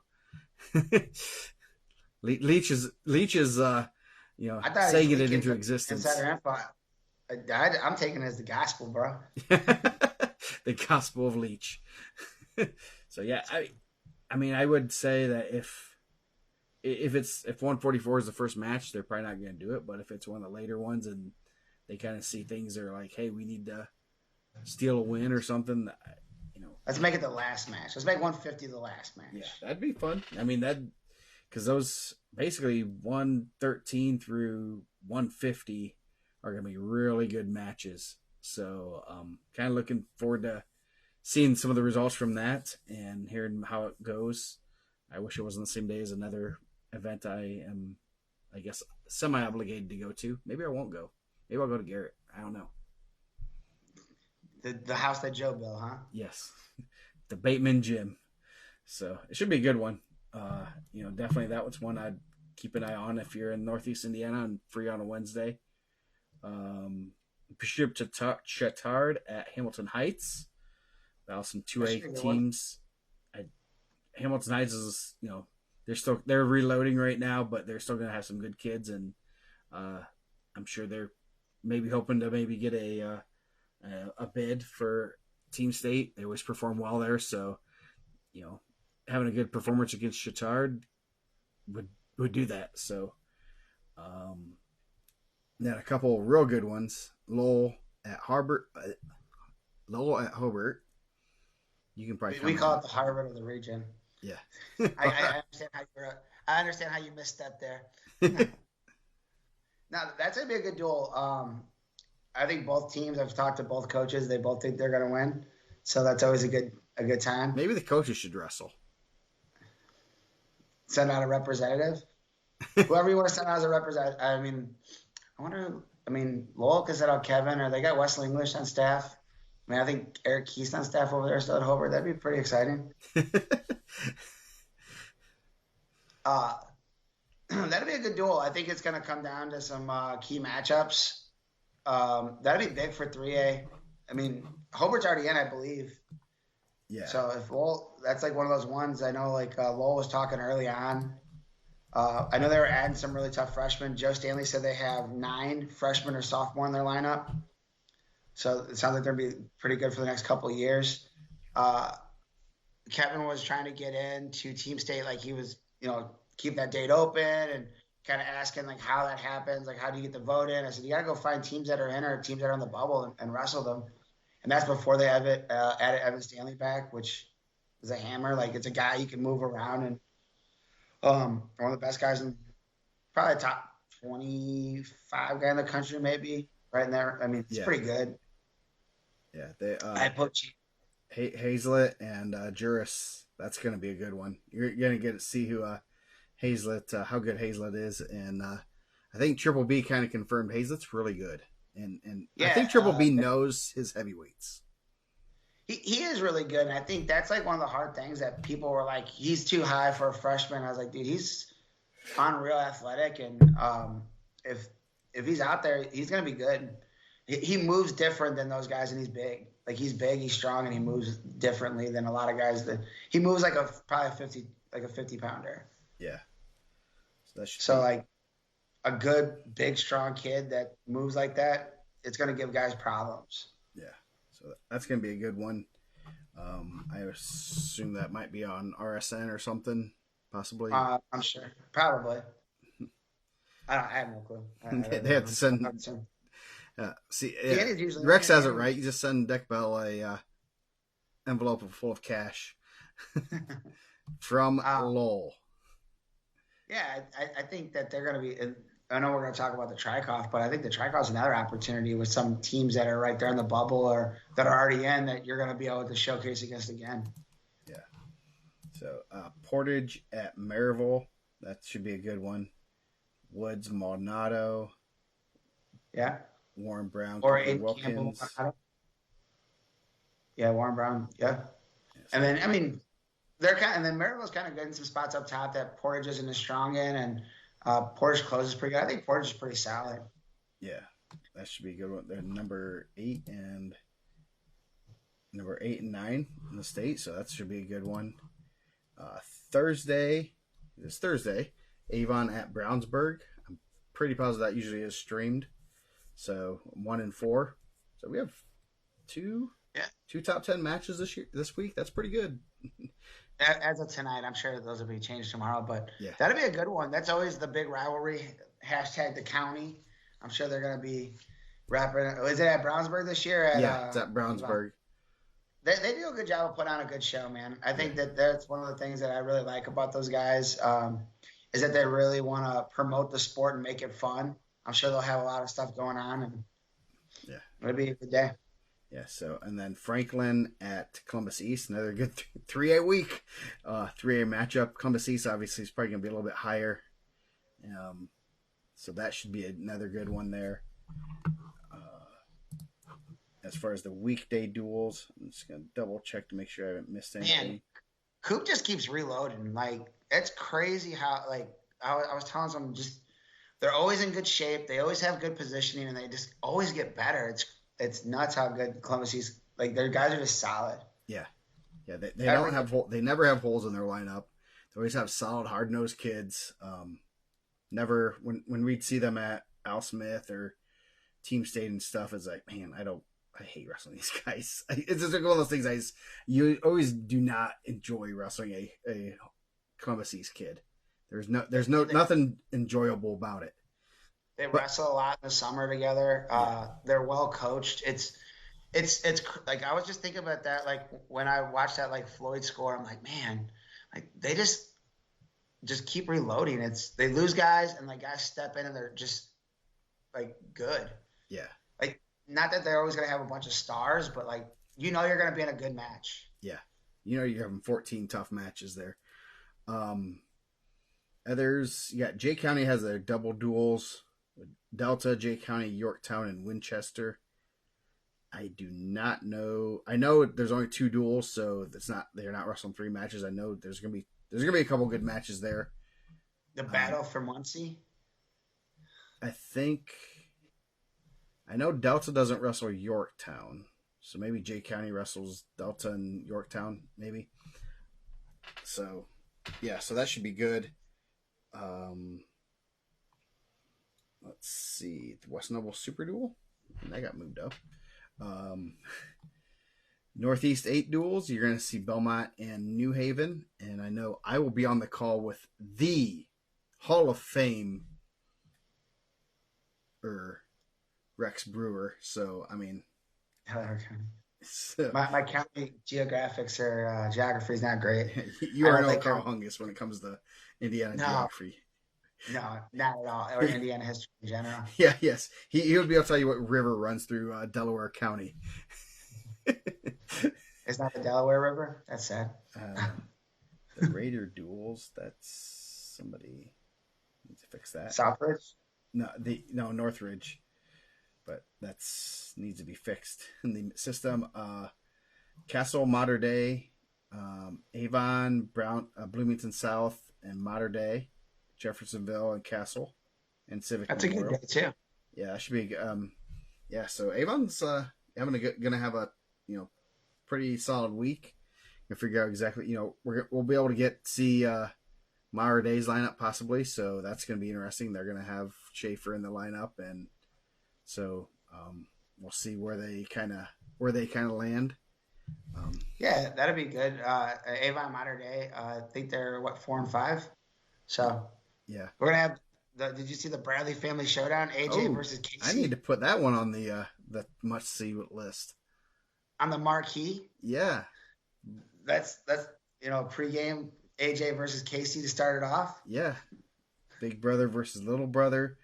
Man, I mean that's one where the coaches should wrestle. We'll see a good. I'm sure there's match. been some matches. So yeah, I will make sure I put that on the list. So we got the Tom Cameron. TC. Tom Cameron, only Maryville there. Let's see. The Trikoff, we'll talk about that. I mean, we can dive into that. Franklin, Lowell, Hobart, New Prairie, Portage. And some, Fisher's there. Fisher has a real good team. Coach Watkins posted the seating on the board. Yes, I will bring that up. I know it's Coach Watkins Yes. because his name is Coach Watkins. Let's see. Where'd it go? Oh, there it is. So, number 1 seed, Franklin versus Michigan City. Whiteland versus Hanover Central. That should be a good one. Hanover Central, like we said last week, was pretty solid. Yeah, I don't think they had the Harvest Classic that they were hoping to have. They were a little bit further down the list, but that could be an interesting one. But Whiteland had a really good sound like they had a good day at the Shamrock Duels. Yeah. So they beat Carroll and Lawrence North, so they might be kind of sneaky good with a dual team. Hobart versus South Bend Riley, then New Prairie and Calumet. So then possible Hobart versus New Prairie match in the quarterfinals. So they kind of do it weird. Like you have your first round, then you advance, and then if you win, you come to the main floor. If you lose, you go upstairs or in the wrestling room. Yeah, you get to wrestle in the wrestling room. It's hot. It's crowded. It's not ideal. I like it, but it might not be for everybody. Um, so then if you win that second round, then you go into a round robin wherever you fall. So if you lose, you win your first round, you go to the two closest this way, then like 4 or 5 through 9 this way, then upstairs and out. Yeah. But so the first 2 rounds are going to be bracket, then after that it goes into round robin. Yeah, it's kind of cool. A cool format. I do love the format because it kind of you either rise to the level of your competition or you get kind of knocked down to where you get placed. Your last 3 matches are against your level competition, pretty much. Yeah, which it should be, right? Like that's what you kind of want. Yeah, and that's good for your teams. Good for I like the individual tournaments that are kind of usually Westfield. Westfield is kind of the reverse, is you have your pool and then it goes to a bracket. But it's the same concept of you're adjusting to where your last couple matches are your last matches are going to be at your level, and that's good for kids. That's good for teams, and not just getting beat up on and hating life, and now you're kind of getting thrown in that level.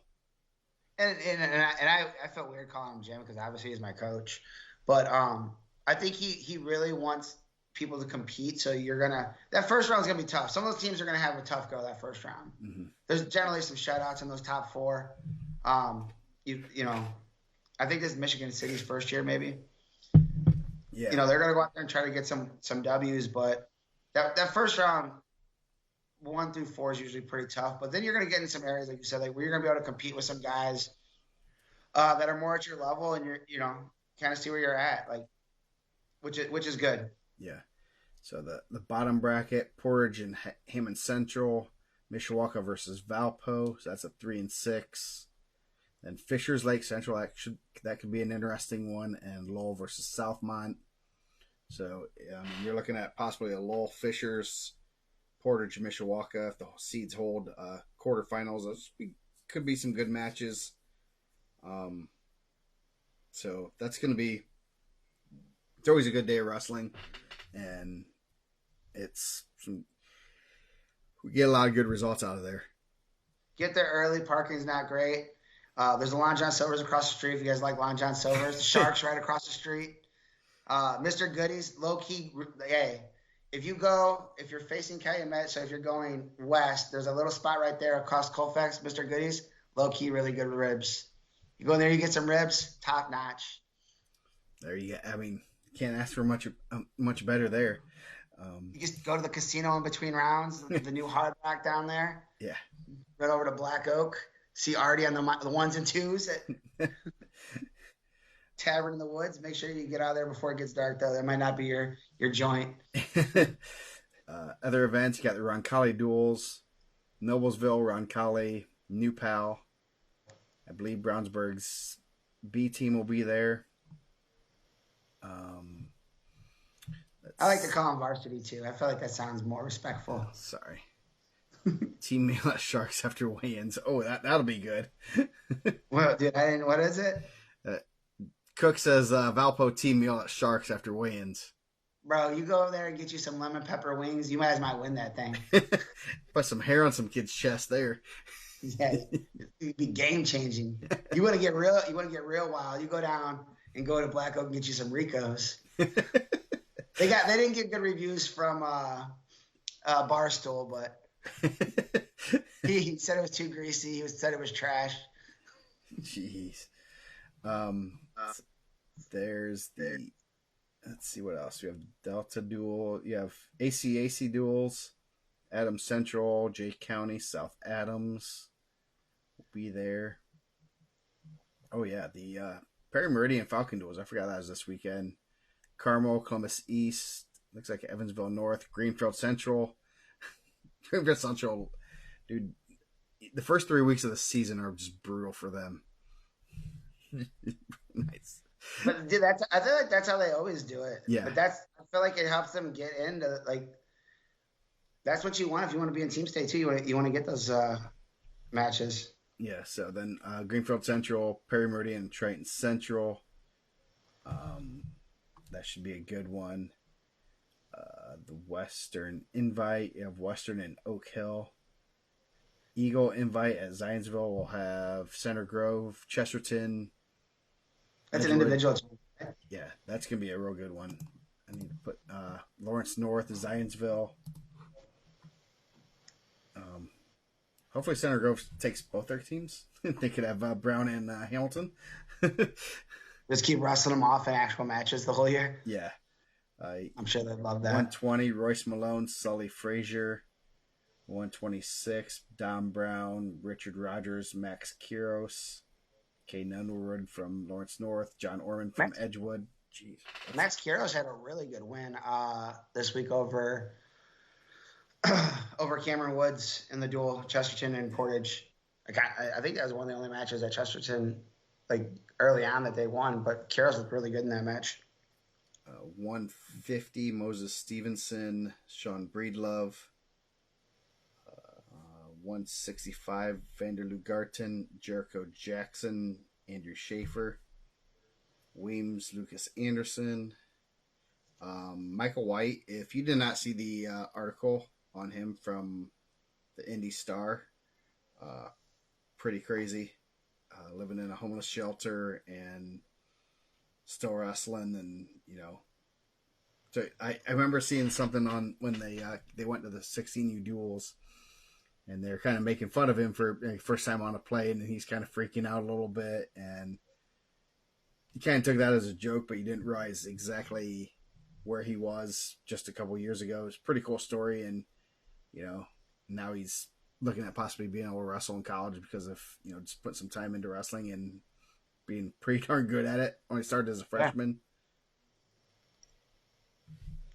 Is it behind the paywall? I didn't get a chance to read it. I do not. I at least was able to read it without the paywall, so I think maybe they opened it up. So check it out if you can.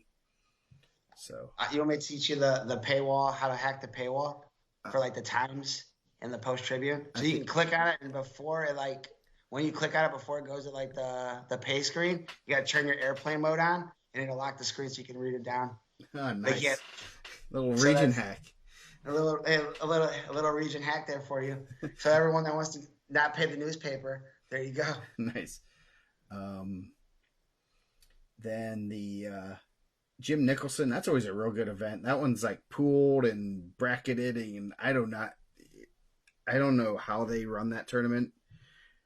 The minimum team score, even if you win 3 matches, if your team wins 3 matches, you have a minimum of 400 points. I don't know what the team score is. I think it's some kind of video game.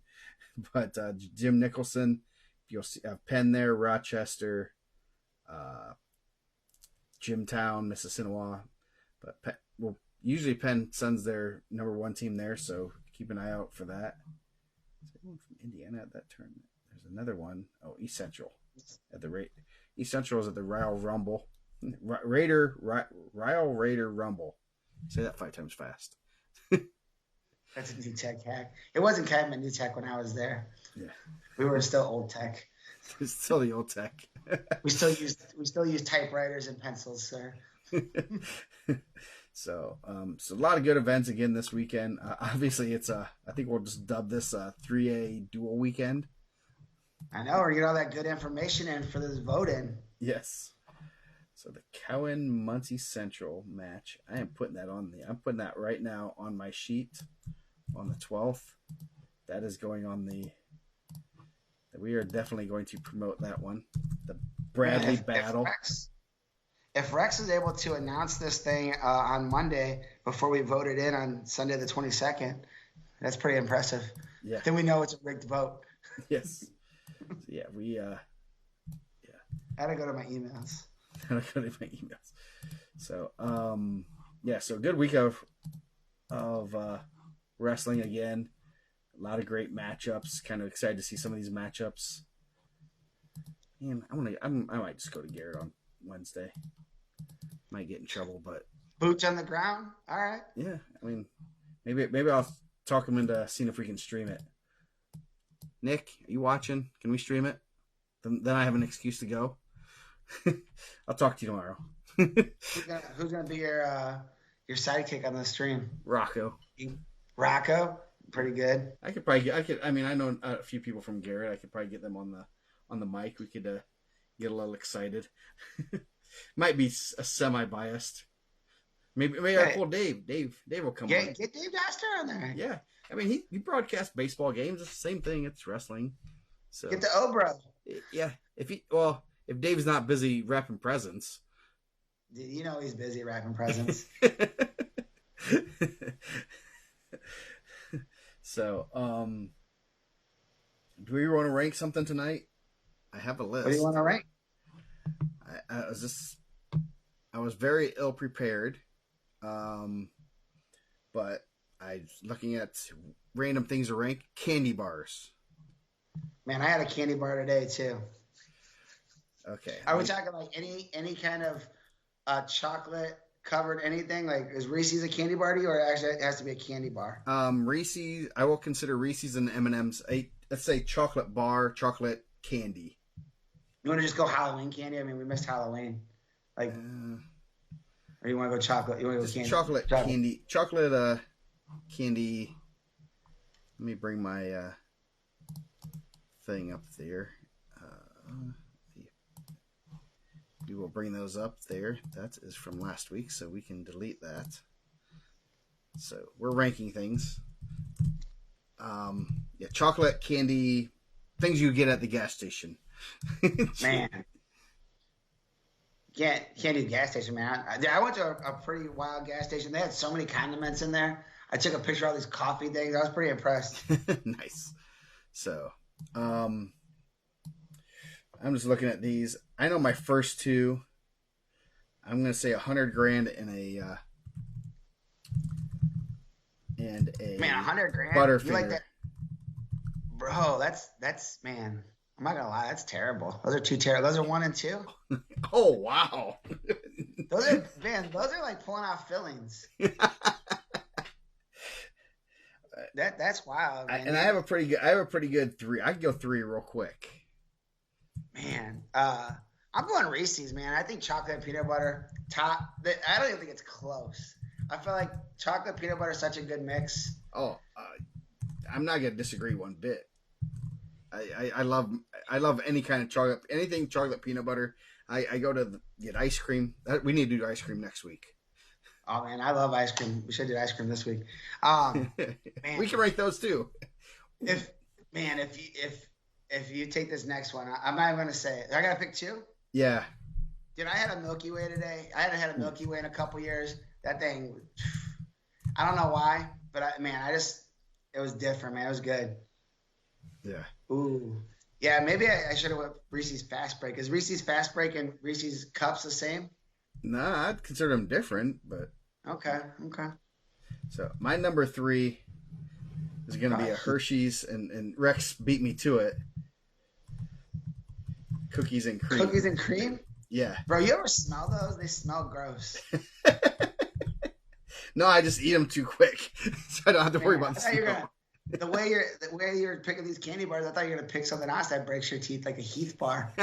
No, I will not have a hard toffee. Yeah. I used to like 100 grams, but man, I feel like the caramel in it's like way too hard. You gotta get that milk, like that smooth caramel, like a Milky Way with the nougat. I mean, I will. I mean, if you give me a Reese's or a Milky Way, I'm not gonna say no. So, man, I'm gonna go with my number 3 pick is gonna be a Kit Kat. Ooh. I like the wafer. I like break it off a little bit. Yeah. How do you eat them? Do you break them off, or do you just chomp at them? I'm not a psychopath. Of course I break them off. How do you eat string cheese? So, Carmelo. That's no.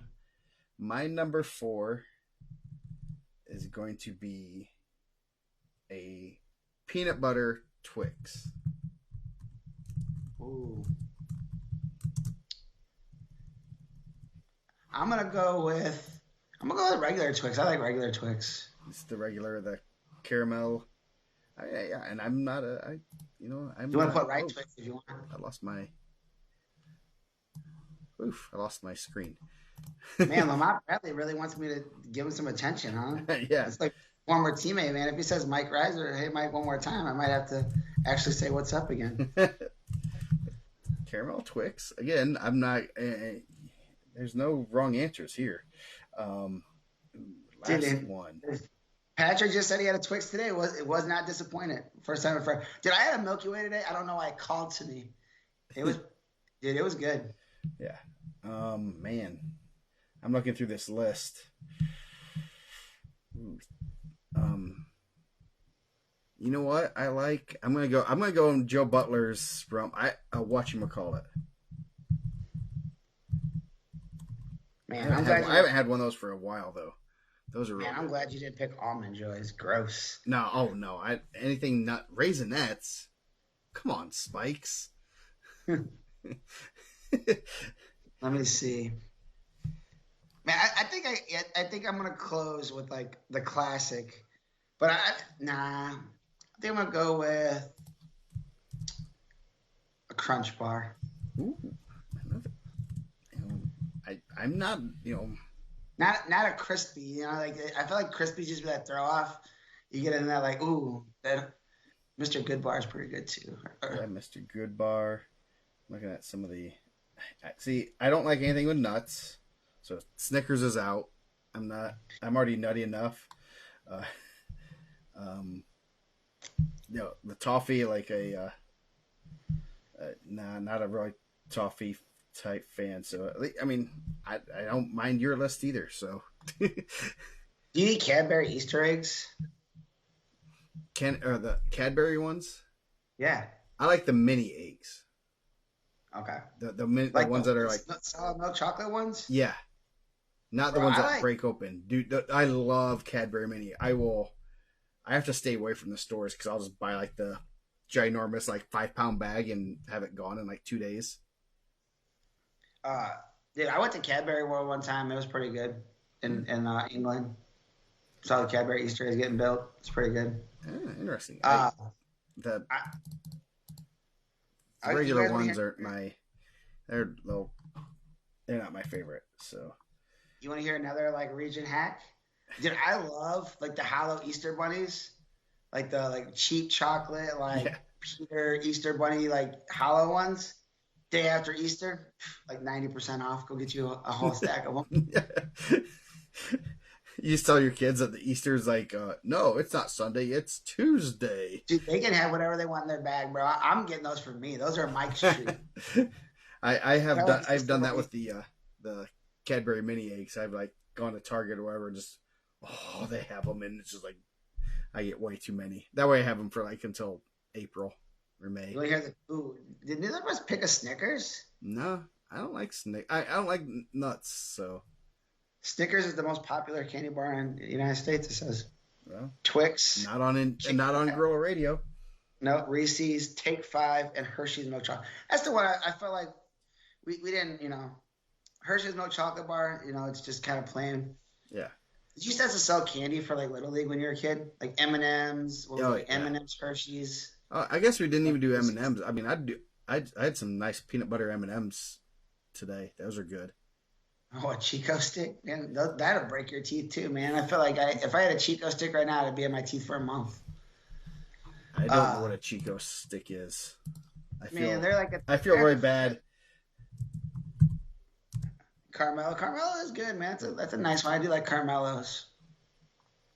Oh Uh, no, that's not my style Now the smooth, silky caramel. of Is that the what you're Chico saying? stick. That's what it. Those Uh, are caramel. oh no, Chico stick, nah, bro. I haven't had one of those in a long time. That doesn't look very appetizing. Man, What are these people Chico sticks? Zag. Oh, Zag. Oh no. No. Shoot. What is in the Zagnut bar? Coconut. Oh, no coconut. I don't like it. man, bro. For years, I used to trash talk Kim about like I always used to tell her she liked almond joys. And Yeah. there's coconut like an almond on top, which are two things I really don't care for either way. But I do like the marshmallow like fluff salad with like coconut in it. I do like that.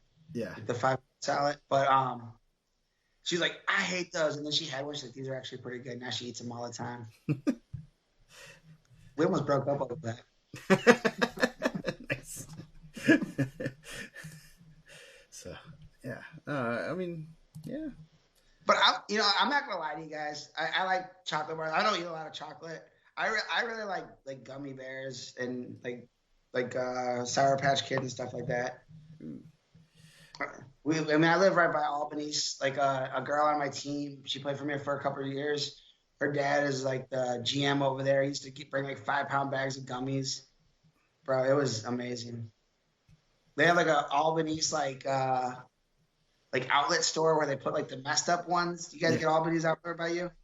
No, but there's sometimes in some of the gas stations. What do you guys eat? Those trash Haribo ones? Yeah. Yes. Those hard gummy bears. Ugh. Yeah. No, I like the if I'm gonna have a gummy bear, it's gonna be from Albany's. Dude, they're so good. I had to hear him one time. He had to take a call. Like we were in the middle of a game. He was doing our game changer. He's like, I gotta take this work call. He's like, the blue sharks, the tails aren't filling. I said, what? Like, you guys get calls like that? Like the gummy like mold is not working. Oh yeah.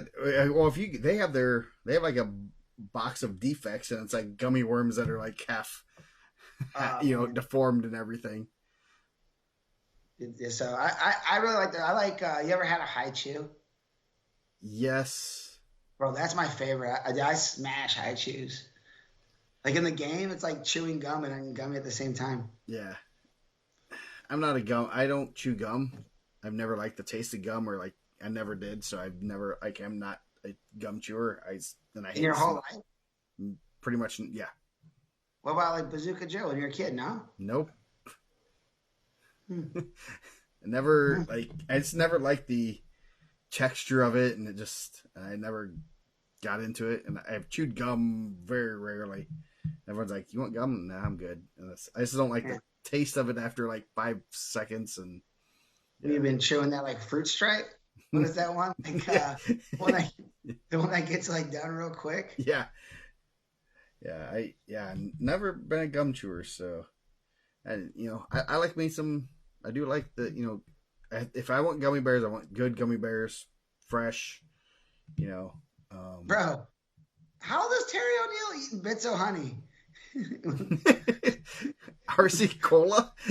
I'm not gonna trash RC Cola. I like RC Cola, but bits of honey, man. Like, what are you, 75 years old, bro? I bet he has some Werthers in his classroom. For trick or treating.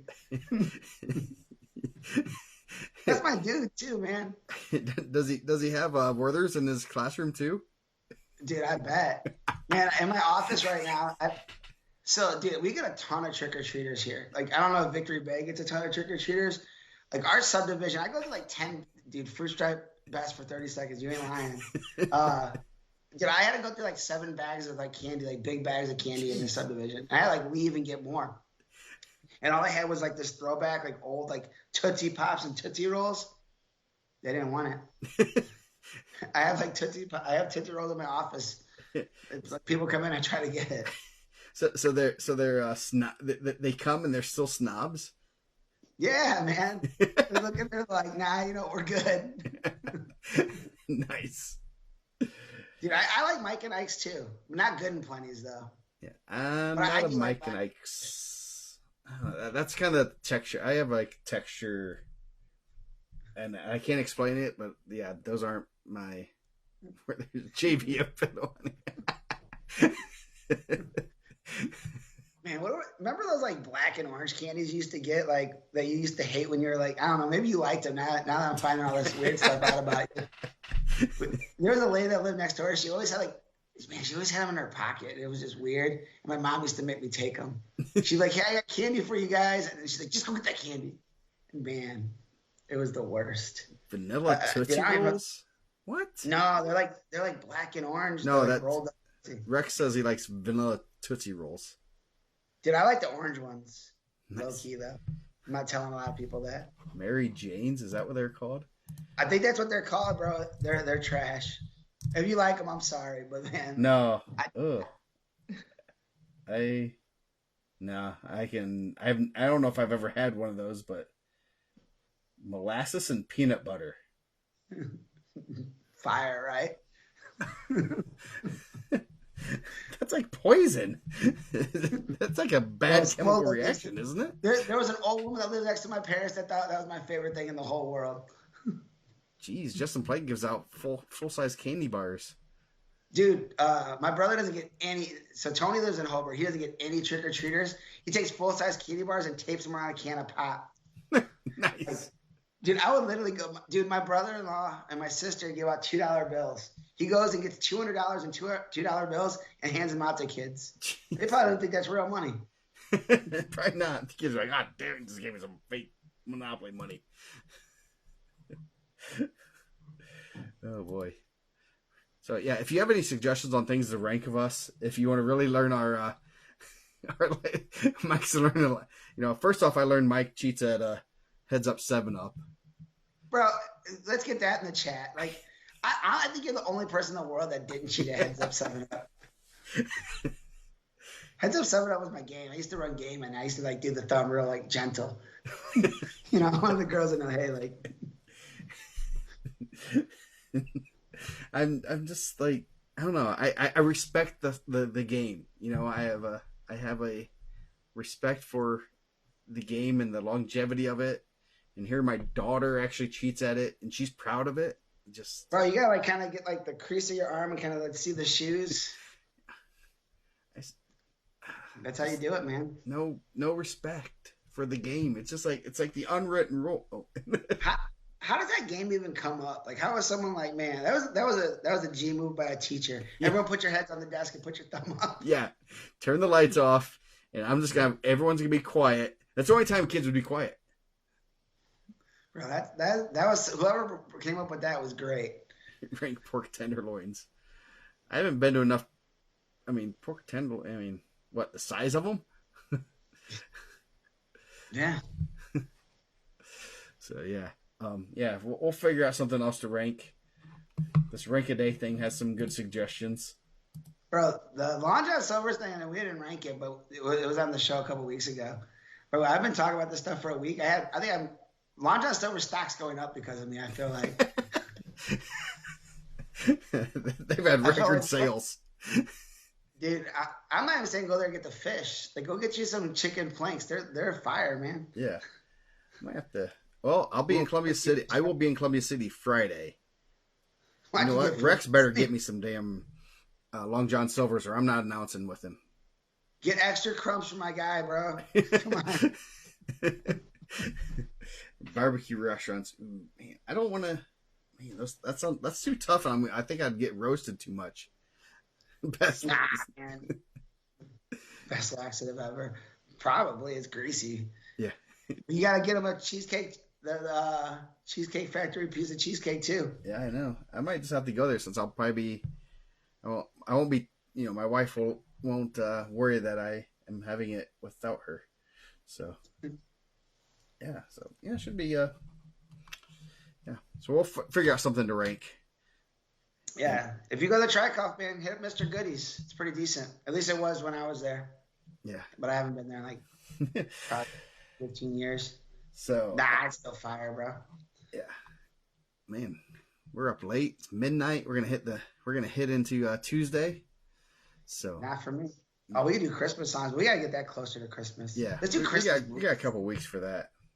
Dude, we gotta bring Dane in. Dane's a Christmas movie connoisseur. We gotta have Dane put his ranks. I know what Dane's number one's gonna be.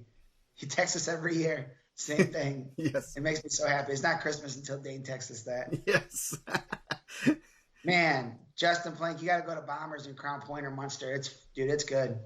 Concession stands at schools. Ooh. Dude, I heard someone's doing that and they trashed Calumet. I heard Calumet got 0 stars on the concession stand. I said they didn't get the nachos. Yeah, well, yeah, we need to experience more than just our little areas of it.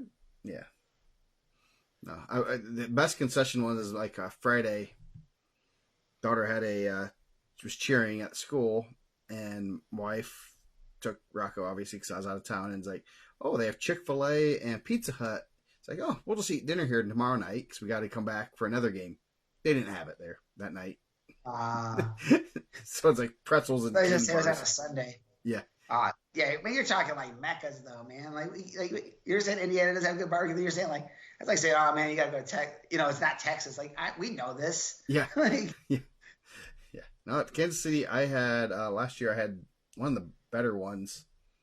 Can't remember which one it was, but I was expecting like a kind of rundown. Any good barbecue is in a place that looks like it's one stiff wind from being blown over, and this was like really kind of fancy and stuff. I'm like, oh, I have like sweats on because I'm getting ready to go on a plane.